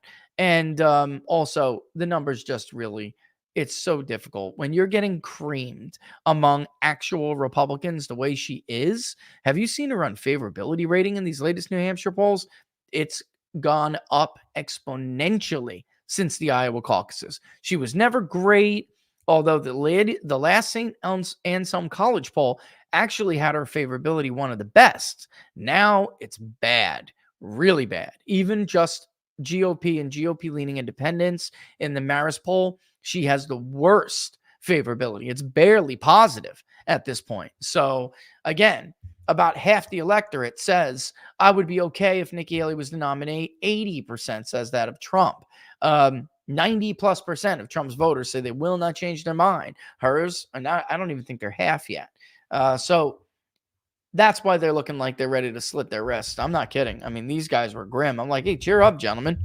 You're depressing me in the email thread, feeling bad for you. I mean, it sounds, but then again, I snap out of that stuff real quick, because the truth is, guys, like I said of Ron DeSantis, these are grown men. These are grown men. They made their bed. Now they got to lie in it. One more thing I want to talk to you about before we get into the questions. I got it right here too, but I want to show it to you real quick before we get in. We don't even have to do this today. I'm telling you because I'm serious. You can throw away your what's the other one we tried, Laura? I did not like it. Gave me heartburn. No result. That's the other one that they have. And I love Frank Thomas. He's one of the all-time greats, but he's out there pushing eugenics. And, we've tried it, and I'm just being honest with you. I didn't like it. I didn't like the results. Force is amazing, and I have absolutely no heartburn whatsoever. Totally different ingredients. Research them all. Give it weeks to work. The link didn't work the other day when I was trying to tell you. So I put it in the description again, and I'm very, very, very happy with the results. I'm 42.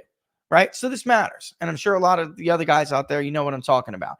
Not all of these products work. And in fact, the University of Wisconsin shows that many of them actually hurt. Oh, these old products fail to build muscle. They fail to enhance all the other performances. But the studied ingredients in Force are shown to power up your testosterone. It helps you with lean muscle, weight loss, among other things. You know what I'm talking about. But here's the kicker. It also powers up, the ingredients are meant to power up natural growth hormone, and that's the performance difference maker. You can ask Laura, I'm waking up easier. It forces its total performance. And again, just like Field of Greens, 15% off and free rush shipping. It's brickhouseforce.com, but you could find it on the same website, brickhouseforce.com. Enter Boost PP, like Boost TPP, but without double T's. BOOSTPP, Boost TP, the TPP. Sorry, the code is in the description as well. Brickhouse Force. You will not be disappointed. Check out the reviews, by the way. Do your due diligence, research it. I'm very impressed, and I am not impressed with these products. Years ago, there was one that I used to love. They changed out their ingredients, and I liked it so much I was stomaching the 10 tablet a day regimen, which was outrageous, but all the ingredients had benefits and I liked it. And not only I'm one of those guys where I'll go get the test pre and post. I want to make sure it works. And the one used to guarantee like a 20% boost. Years ago, the old formula did work. It does not anymore. I've tried them all since, and this is not something where it's like you need to cycle it. These are just great for guys my age and many others, and you could take it all the time. So I waited to test. I waited to see. Well, first you're going to feel before you go and get a test, but without a doubt, I'm very, very happy, very, very pleased with it. So 15% off is a good chunk off of that. All right, let's get to the question, shall we? Changed my registration back in September, but it still shows me as a Democrat. Should I try again? What state are you in, Crew Kid? I need to know that. There are some states like Iowa and New Hampshire where there can be like a little bit of tricks. Okay. So if you were, if you're in New Hampshire, you need to get on that right now. I'd make a phone call today.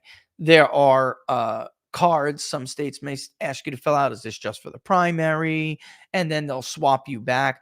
Others may still show that you're a Democrat, but they are in the system that you changed it and you're eligible to vote in the primary. I need to know the state. It can be very complicating, but you send me that because I want to make sure you can vote. All right. And we'll figure out what you need to do to make sure you can vote. Matt from Texas. New member. Welcome, Matt. Thank you for joining the Inside the Numbers community, the People's Pundit community. Was this POTUS Ron DeSantis' idea, or was he convinced by the grifters? I think a little bit of both, but most definitely this was a grifter attack. These guys will come at you. They'll find your ego. They'll find it. They'll find what drives it, and they'll stroke the hell out of it. And then once you get bit by the presidential bug, you're bit. And people like DeSantis, I'm telling you, I've heard it out of the mouth. Out of the horse's mouth. This is a guy who literally said like he would never be vice president. He's always viewed himself as a president.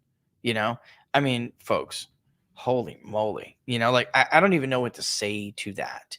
I don't know what to say to that. But that's the way Holy crap. Polls look bad for everybody but Trump today. Yeah, so that's the way, it was. Trump took now a 17-point lead in the latest New Hampshire poll. The Marist poll is just an absolute joke. It is an absolute joke.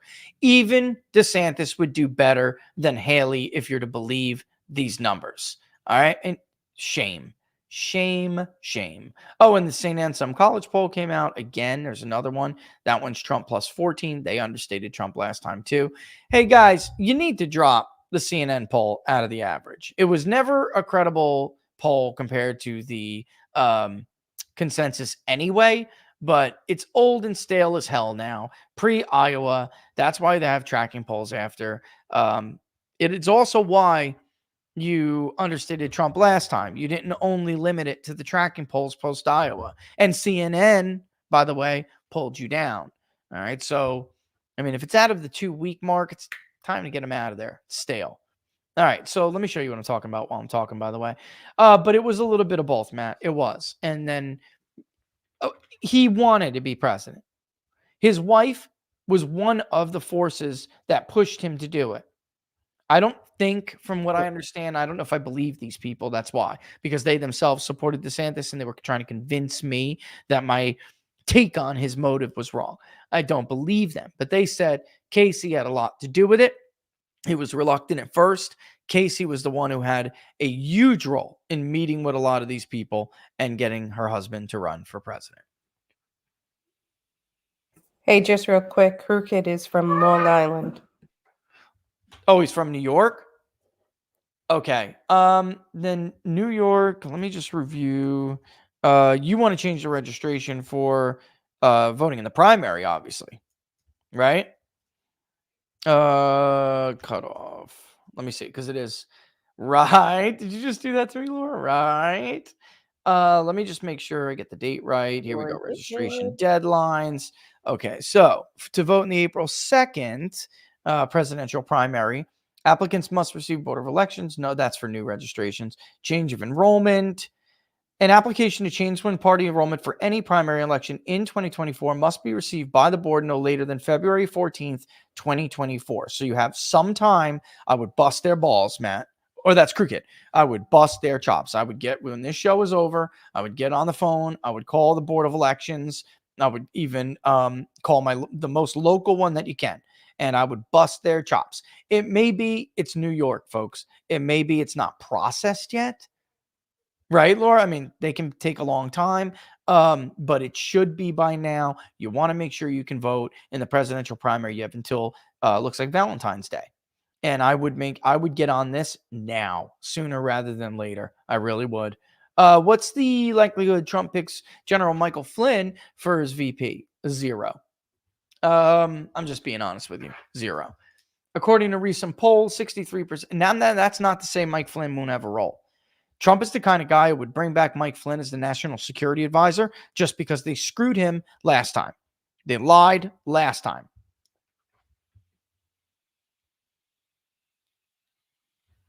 Sorry, I'm just reading this. That's Rasmussen, which I put up as an embargoed poll this morning. They're great. We usually do that for each other.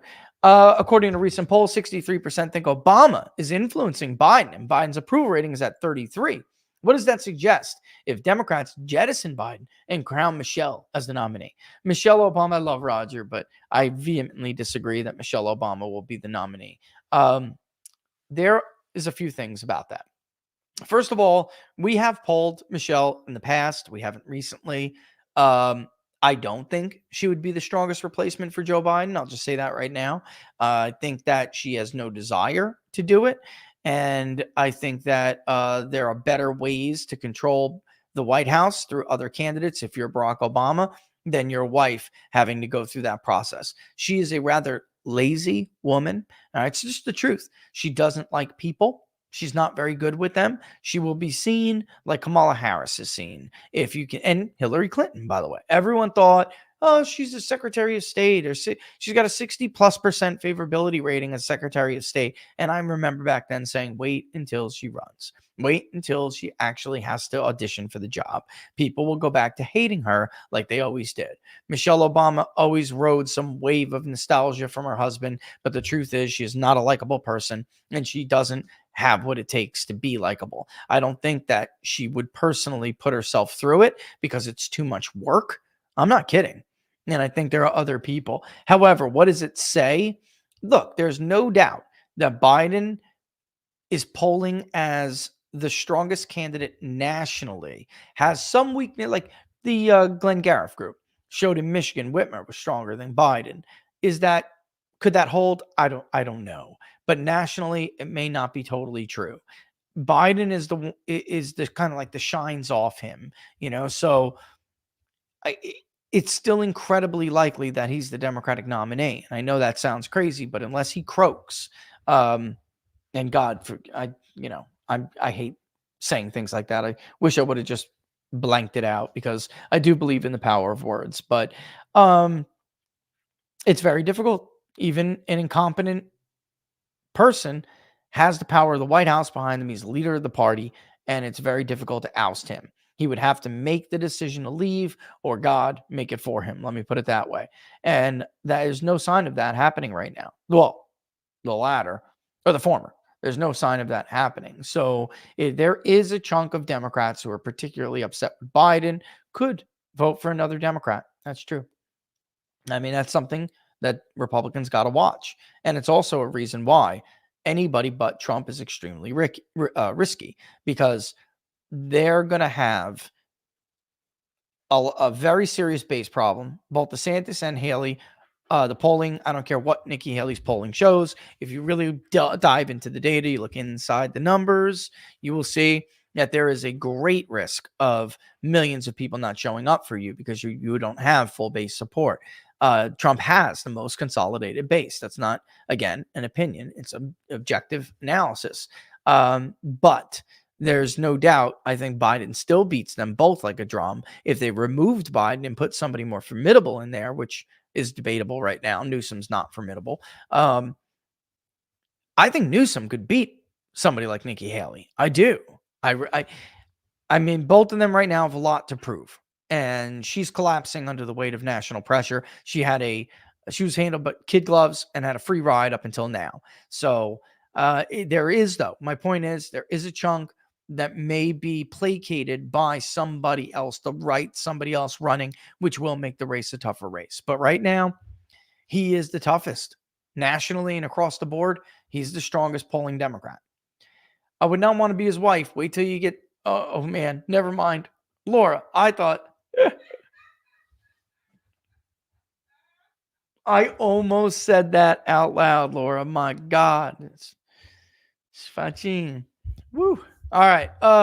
Charles, hey, brother. Thanks, man. Keep up the awesome work. I know you're busy this year, but I want to see you as big as me with muscle. Mass next year. By the way, I love how you dote over your wife. Charles, I'm working on it, brother. I'm going to put the weight on. All right. I'm getting the weight up. I'm going to get the weight up. First, as you well know, what's going to happen is that I'm going to lose something like this and some of the added fat I have around my arms and stuff. And then I'll start to beef up. But Laura always gets mad because it happens pretty quick. Once I get dedicated, it happens pretty quick. And I'll tell you, man, bro, the only way that I really can do it is waking up early. It's got to be an early workout routine for me. It's always been like that. Like 5 a.m. on the bench, and that's the way it's got to be. Because otherwise, there's just never time during the day. It's just not fair how fast it happens for men over women. Like, you accomplished in 3 weeks what took me about a month and a half to do. It's just aggravating. Locals, I might get pulled away, but if he has a chance, I would like Rich to know, other than the Bible, if Rich could only have 3 to 5 other books, which would they be? Whoa, what a great question. Because that's tough, because you guys always see me in this space and I'm either talking about politics or international relations, both of which I studied in college. But man, there are some good books out there that are like Rich loves English literature. Rich loves American literature. Rich loves American novelists. Rich loves Edgar Allan Poe. Rich loves Crime and Punishment. But if we're talking about this space, and book club wouldn't be probably surprised to hear this, you got to have The Tragedy of Great Power, Politics by John Mearsheimer, or else you won't know how the world works, how great powers work. And you'll be duped into the myths of empire, that Jack Snyder lays out in his book, Myths of Empire. But if you got to have Mearsheimer, got to. The Protestant Ethic and Spirit of Capitalism by Charles Weber. I don't think you can understand the difference between capitalism as our founders saw it and the pursuit of greed that Democrats use as a great campaign cudgel every damn cycle. If everyone read The Protestant Ethic and Spirit of Capitalism, there wouldn't be a socialist in this country. And there wouldn't be, people wouldn't fall for the arguments that a lot of these leftists make, and which so many have believed in the past, from Cuba to many, many other countries where ultimately it became their downfall. That's another one. Oh, man, there are so many good ones, though. Laura, what's one that I really love that's like a totally different... I like novels, too. Man. That's really hard for you. So hard. That's Bram Stoker's Dracula is one of my favorite books. It's so hard. But it's like equivalent to pick your favorite song for you. Yeah. As a musician, that's really difficult. Yeah, it's so hard. If you gave me a genre, then I would be able to do better with that. But we have a lot of books in this house. And I've always wanted, if you guys know of one, let me know. I'd love. But especially for the kids when they were growing up, we got them the mini versions of the classics, like Mary Shelley's Frankenstein, a whole bunch of stuff. Mark Twain. I mean, you name it. Who I, by the way, also love Hemingway. But we got them all these little mini versions. Now for the library area, it would be nice if there was a place where you could get all the classics in the same collection look, right? Yeah, you know what I'm talking about? I want the volumes to just be cohesive, but have, Emily Dickinson and that's right. Have Plato's Republic, Hemingway, Plato, yeah, Cicero's The Laws, all of them, all looking like the same. Locke, yep. That would be great. Mm-hmm. If you guys ever see a series of American literature, the series, or English, whatever it may be, I love humanities too. So it's God, we just brought some up, like Plato. It's so hard. Aristotle. God, there's just too many. It really is. Kurt, name things DeSantis could have done to Kurt J. Stevenson, Kurt the Grifter. I just think he was wrong and couldn't admit he was wrong, and it's really sad. Name things DeSantis could have done differently. Barra, specific list of things. Kurt, Grifter, you didn't say you'd vote for DeSantis if he those things. Right, if he did those things, I win. I know, it's not an argument, man. He's not making an argument. It's not a legitimate argument. And by the way, I'm not a partisan like that. I'm not. Because you have an R next to your name does not mean you earn my vote. When you text my own father a smear about his son, how about that? Listen, back then, I'll just be honest with you guys. Back in 2016, I'd have voted for Ted Cruz. I'd have voted for anybody but Hillary Clinton. Personally, I don't like the woman. I'll vote for her husband over some Republicans these days. Oh, absolutely. I would vote for Bill Clinton over most of the people who have run for the Republican nomination in the last 3 cycles. Sorry, he was a better president than they would have been. George W. Bush disappointed me greatly.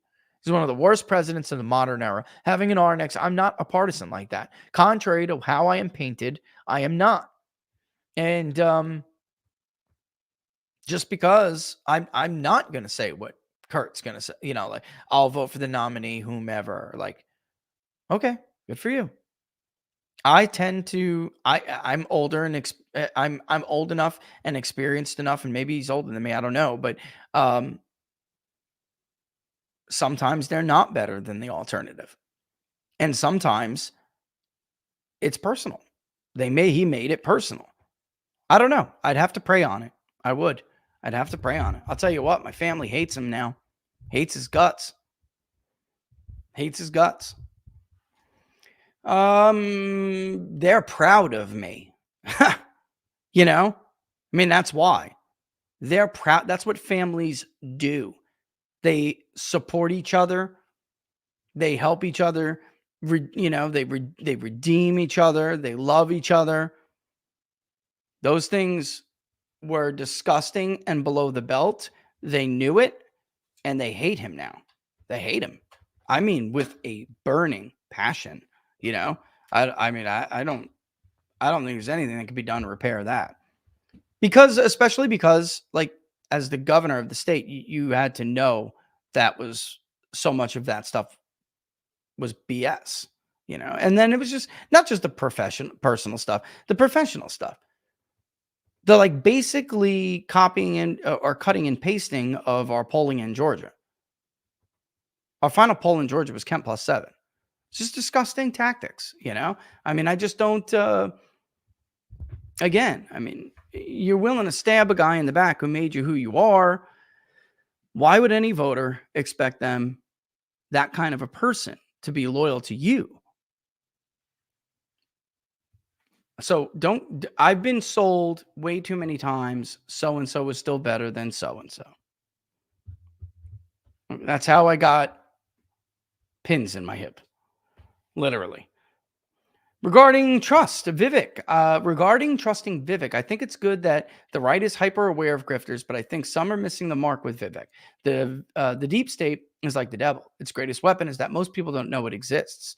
Vivek has increased awareness of the deep state to the population. If Vivek were a deep state plant, making the population more aware of them seems like a massive gambit that I don't see them making. I'll tell you what, Red Denver, that's a really good point. Laura and I are still very skeptical. However, both of us are very encouraged by the conversation that he did have with Donald Trump. And he found Trump to be, I don't know if you watched his interview with Don Jr. yesterday. I didn't watch it all, but I heard some of it. The conversations he had with Trump, he learned that Donald Trump is a different person that the media projects him to be, which is true.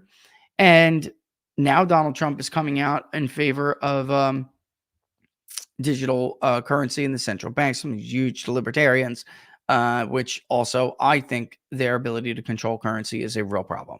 Real problem. The war on cash is a real problem. And listen, crypto is ripe. You talk about grifters. Crypto is ripe with grifters. What was the name of that company, Laura? Remember, they were like, oh, we got the only card software. We got the only product that allows you to have a debit card that allows you to use your, I mean, they even got Floyd Mayweather's endorsement. You guys know the company I'm talking about? The whole thing was a scam. And by the way, one of the biggest scumbags the government allowed to cooperate. And because of that, he got no jail time. And some of the other people got way more. And it's just one person in particular deserved to go to jail. But several of the other ones, if anyone was going to go light on anybody, it would have been them. And instead, because he's the first rat, and he's, I mean, a total scumbag. No sign of changing. You know, like, you know me. I hate it when people are mocked for certain things. People can redeem. People can become better.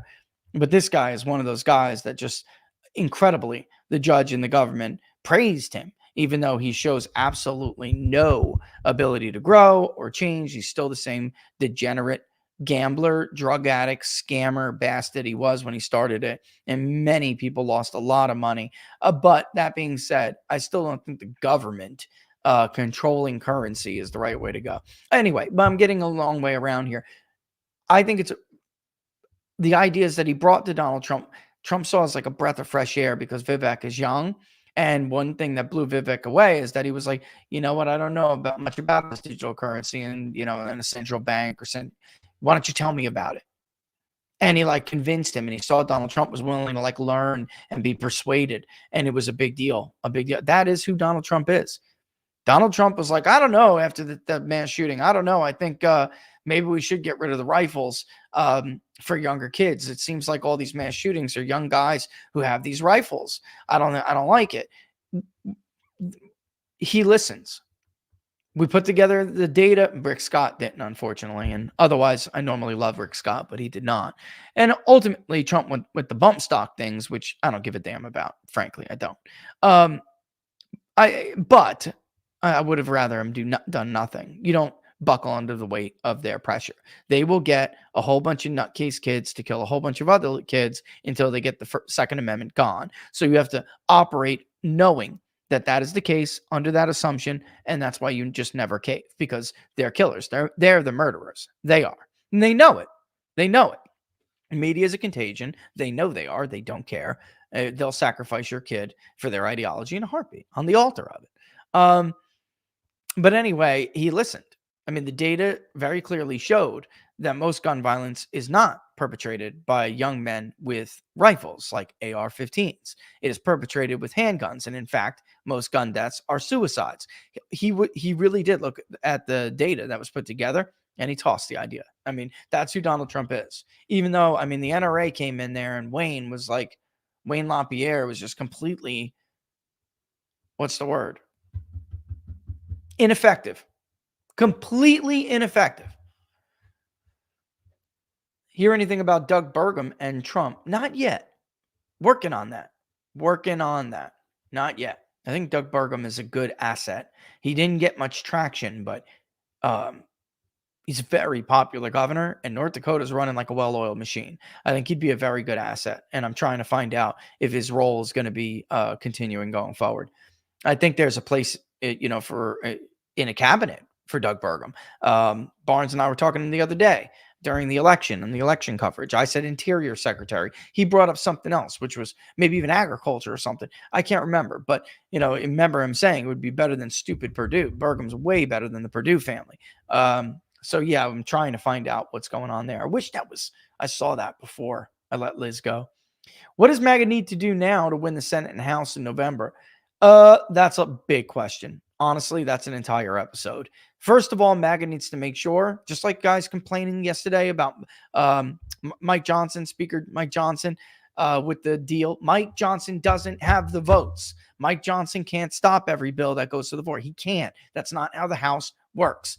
They will remove him if he does what you want him to do. It'll get bad. They'll destroy him. I told you, replacing a scumbag that gets beat all the time, it takes the political damage, with somebody who is a good guy who you could possibly destroy because you're not going to get what you want out of him, was not a good idea. Not a good idea. So now you have Matt Gaetz, struggling to find this happy medium where he can justify what he did. What he did was pop his wad too early. That's what you did, Matt. You did not have a plan. You blew your wad too early, and Mike Johnson's going to pay the price for it. Yep, that's right. I didn't want to go there, Glenn, but you're 100% correct. Wayne LaPierre went in the White House thinking he was going to yell at Donald Trump, and you were backed by us. You're going to do what I say. Donald Trump be like, go yourself.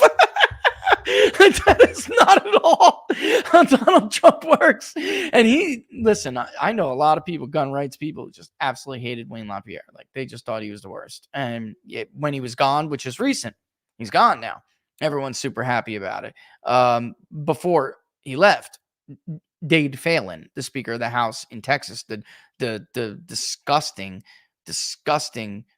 drunk, who's a liberal. Anyway, I don't know why he calls himself Republican. He's a liberal. They backed him. The NRA is a shell of what it used to be. But yeah, fast forward, I'm going through the House with Mike Johnson for a reason. You got to stop getting duped by the donors, not just for the presidency. Republicans are getting very good at seeing through the BS with the presidency. Very good. Look, I think he's probably going to end it next week. They'll keep going because they're disgusting human beings. They'll keep going. But I think it's over after next week. All right. But the Senate and the House, there's still, Jeff Rowe creeps in, backs these guys, gets the money, and, everyone goes on and carries on as if like having an R after your last name is the best thing to do. John Duarte is a perfect example. Right? That's a Jeff Rowe cat. McCarthy and Jeff Rowe spent millions to defeat David Giglio in California 13 last time. Giglio's a friend of the show. And then I've talked to Liz about this, by the way. I've talked to Liz Harrington about this and about him. Look at Duarte now. He's a total dirtbag. I love Devin, but, Devin had favorable things to say about him. Duarte is a dirtbag. Nobody will work with him now. There are actual complaints filed against him because he's a prick. People are asking favors. Go work for John's campaign and get him reelected. Nobody wants to do it. He's chased away 2 teams. He's got no money. He's broke. He's whining and bitching and complaining that Mike Johnson hasn't given him any money yet, even though he's on the list the first round without, and he didn't get it. He's behind Adam Gray. He's going to lose. It was a total waste. What David and I told you, by the way, all of the mailers to the old white people, I'm a border champion. I took on the EPA. Now I'm going to take on the border and we're going to secure the border. He is co-sponsoring the amnesty bill. This has got to stop. If you want to take the House and the Senate, you've got to get rid of these phonies. By the way, David's running again in California 20 right now. He's having a very difficult time raising money. They cut the spigots off on him. Sheriff Boudreaux, unfortunately, this is another problem with MAGA. I like Rick Grinnell, but Rick, you shit the pot, bro, with Sheriff Boudreaux. He's a co-sponsor of the amnesty bill. With Devin Mathis, who wrote that op-ed you attacked, that's Boudreaux's plan, bro. Boudreaux is a plant from Kathy Abernathy, who is Kevin McCarthy's, to stop David again. You people need to wake up and stop being duped. Rick, it was a no-brainer. There's only one America First candidate in that race. It's David. You get Sheriff Boudreaux, he'll be an impeachment vote. This guy is a sheriff but doesn't support closing borders? What kind of crap is that? What kind of sheriff is that going to make? Sounds like Mims, whatever. She was happy to parade around with Trump at the border when he was president. She backed Duarte. This cycle of insanity has got to end. If Mike Cassidy runs against Mike Guest in Mississippi 3 again, you got to vote for Cassidy. You can't continue with these people. They're going to turn on Trump in a heartbeat. And Americans are not going to elect big majorities or any majorities for Republicans if they keep being this party. They're either going to be the Trump party or they're going to be the minority party. That's their choice. Well, we need America First candidates if we're going to change anything for real. But then they run like David and they get no help. Yes, I know, but that's Rick what I'm Grinnell saying. actually endorsed his opponent, even though I told Rick Grinnell they're both frauds. He didn't want to call and learn more. Devin is part of that crew. I love Devin. He's a great guy, but he's part of that crew. He's got a connection with that crew. They all seem to be really concerned that David he wasn't born in California. Well, you all were, and you all destroyed that state. All of you firstborn Californians are responsible for wrecking it, turning it into a third world shithole, which immigration now has turned it into a blue state because you let it happen. Because you were all a bunch of rhinos who didn't want to secure the border.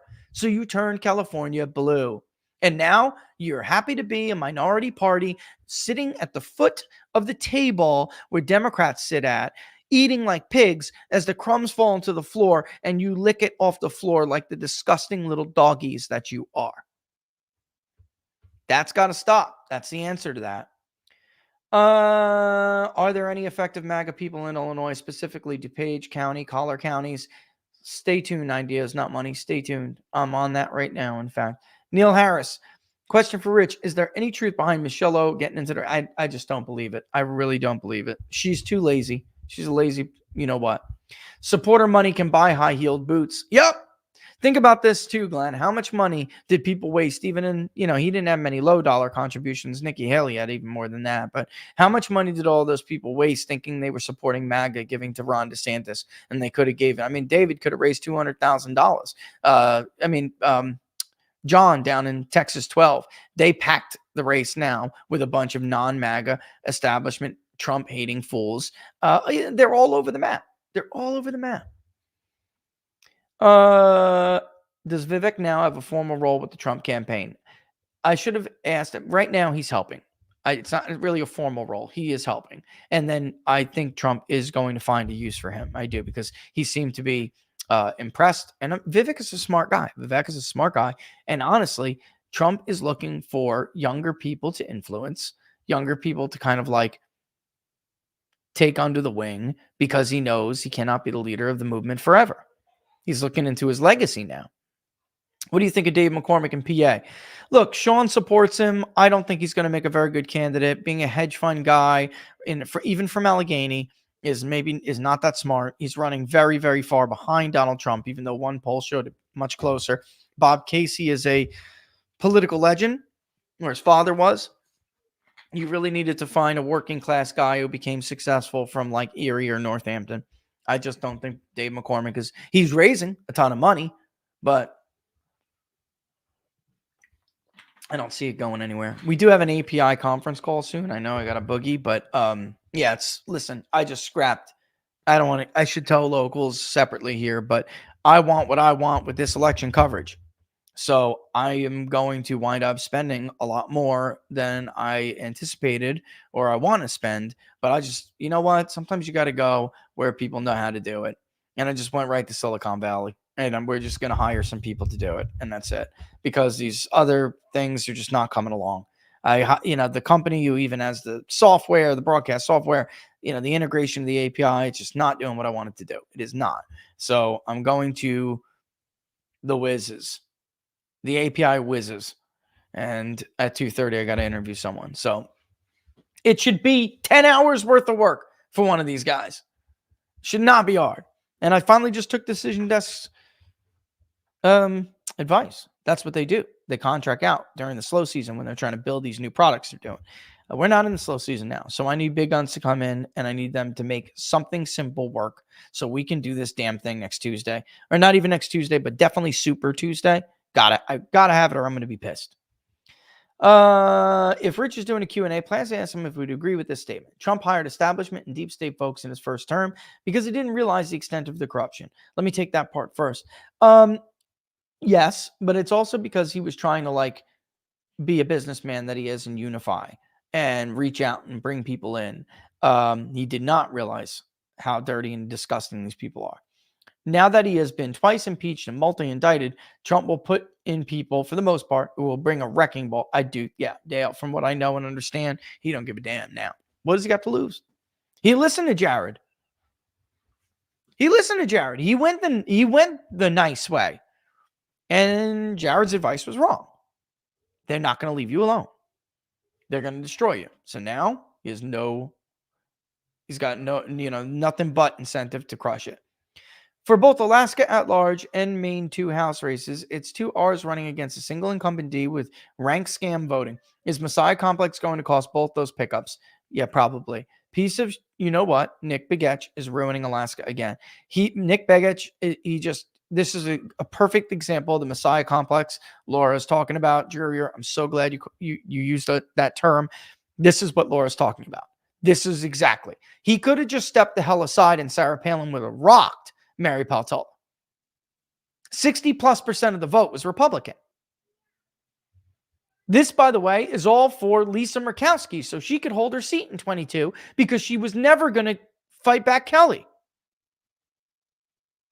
Ranked choice voting is exactly that, ranked scam voting. It is not for the little guy. It is for the status quo. Not necessarily Republican or Democrat. It is for the status quo establishment power to hold on. We are aware of the precinct strategy. We are. Look, anything that's grassroots is great.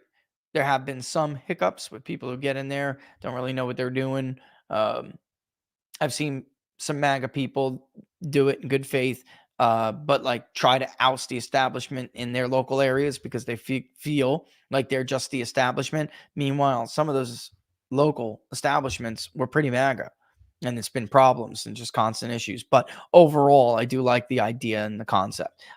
People needed to be guided and trained better, and I don't think they were. They were just kind of like somebody just loaded the gun and fired it, and bullets just started spraying everywhere. How much of a lame duck is DeSantis going to be after this mess of violence and poetry? Great question. As you can see, Republicans just lost a red district. They got creamed among MPAs. The electorate was R+4. It was only R+2 when Trump won it, by the way, over that district overwhelmingly. Very, very bad. This is bad. This is very bad. Because now he was always going to go home an injured bird, falling from the sky. But now he's about to hurt the Republican Party in Florida, which will, of course, then in turn hurt the people in Florida. He's becoming a liability. And if he waits until he gets crushed, again and again, he'll be a joke. Tallahassee will laugh him all the way back home to Tampa. He'll be a nothing. That's where he's headed right now. He's such an idiot. Lose Iowa, go out with grace, go out with character and integrity, compliment the president in his victory, call for unity, and go home and put back together the mess you have left. Sad. That's why I told Real Clear Politics yesterday. I said, you guys need to make another page. You guys need to make another page. You got the 2024 Republican nomination polling. That's great. You need another page for the 2024 deep state nomination polling. Nikki Haley currently has a lead in it, but that's what they're both running for. At the expense of everybody. The delusion of their supporters, the unity of the party, the betterment of the country, the state of the Republican Party in his state. It's disgusting. At this point, it's just disgusting. When you're a math guy, folks, like me, and you know the math, it's just not like I'm so sick of, well, Ronald Reagan brought Ford to the convention. That was a competitive nomination. And secondly, Reagan would tell you to stop invoking his name because he never, ever would have supported the deep state taking out his political opponent for him. He would be ashamed of you, actually. Gustavo, yes, Stefanik is a real VP consideration. That's what I meant to ask her about. Oh, Liz, I got to get you back and box you in the corner. Oh, I forgot. Sorry. And I'm sure she will. But I wanted to ask her about the Nikki Haley nonsense and then, of course, ask her the question that everyone needs to ask. And I can't believe I forgot. Even though she's not going to tell me. It's not the point. You still have to ask, I'm better off learning more, not asking publicly. All right, it's 2:17. I'm going to kick rocks and get out of here. Get ready for this. Everybody, thank you so much for watching. I hope you enjoyed it. If you liked the video, don't forget to like and share it far and wide. Subscribe, hit the notification bell, both on Rumble and YouTube. That'll let you know when we're going to go live. If you're on Getter, like it. But, of course, the best place to follow us is on Locals, peoplespundit.locals.com. Join, become a member. And then if you like it, become a supporter. You'll get access to, other exclusive stuff and conversation book club. We have a lot of good stuff and you'll get polling results first. You'll get some embargoed stuff first. Always cool. And other things. And of course, interactions with moi. Nah, that's not what's for sale over there. A community is. And a lot of good information. What else? Thanks to our special guest, the Trump campaign spokesman, Liz Harrington, for coming on, especially kind of last minute ahead of New Hampshire. It's a big ask. She did it. Thank you. And I hope you guys enjoyed the interview. And you hogged her time. And I what? You hogged her time. Like you really. Oh yeah, she gave me way more than I asked for. Uh-huh. She'll tell me though. She'll be like, Rich, I gotta go, man. She would. But she did it. She gave me like a half hour. She can text me next time and I'll yell at you. Yeah, I was just gonna say, tell her we're super grateful. I'll tell her too. And then of course Tuesday will be special coverage. I don't think I got an announcement. I just don't think I can say it yet. Something cool is gonna happen Tuesday during the day. I don't think I can say it yet. Don't forget to watch Gorka on Newsmax at 7 o'clock. Sebastian Gorka, The Truth with Sebastian Gorka, right? At 7 o'clock on Newsmax on Sunday, I will be on. And thanks to our sponsors, Brickhouse Nutrition. Hold on one second. Brickhouse Nutrition, Force, of course, and then Field of Greens. All of the links are in the description. Send us your feedback, what you guys think of them, and the other stuff. What was that, Laura? Mark Robert That's And what I'm Eric- missing. 5:30 today. I'll be on Freeform Friday with Eric and Mark, Eric Hunley and Mark Robert. Can't wait for that. So that would be fun. I'll share that. And we'll, and then also I did a great interview. I think me and Dr. Steve Turley had an incredible conversation yesterday, and I'm going to be blasting it out soon when it's ready. Man, that was a good, it goes by so quick with Dr. Steve Turley. I mean, we have such great quick chemistry. yeah, good. Yeah. And we had such deep, like more like sociology too. And like the impact that these people are having on our society, the division they're having. And then if they would just like MAGA would unify, like Liz Harrington said, she's 100% correct. It's the numbers. It's the future. Like, it's not my opinion. MAGA would unify because it has this urban and rural appeal. The suburbs will meet in a happy middle where everybody could sing Kumbaya. This current model, this current map, this current way of looking at things, the Steve Deese way of obsessing over the suburbs will bring us nothing but urban rural divide and division forever. It's time to move on from this. They're benefiting, they being the ruling class, they are benefiting, they're getting more powerful, they're getting richer, all at our expense because we haven't had the ability to come together and stop them. They're making it right versus left, black versus white. It's us versus them. So I can't wait for you guys to see it. When it comes out, I'll obviously shoot it out. All right, nothing but love for you guys. Again, peoplespundit.locals.com, and have a good weekend if we don't see you before that. And we'll see you next week. All the best, folks. Deuces. Like the graphics better, do you? I think I do. Thought I'd try it out. I like that hot guy in the suit, though. Woo woo. You mean the mob boss? Yeah, but You mean the mob boss? The former Say hello to my little numbers guy. Later, guys.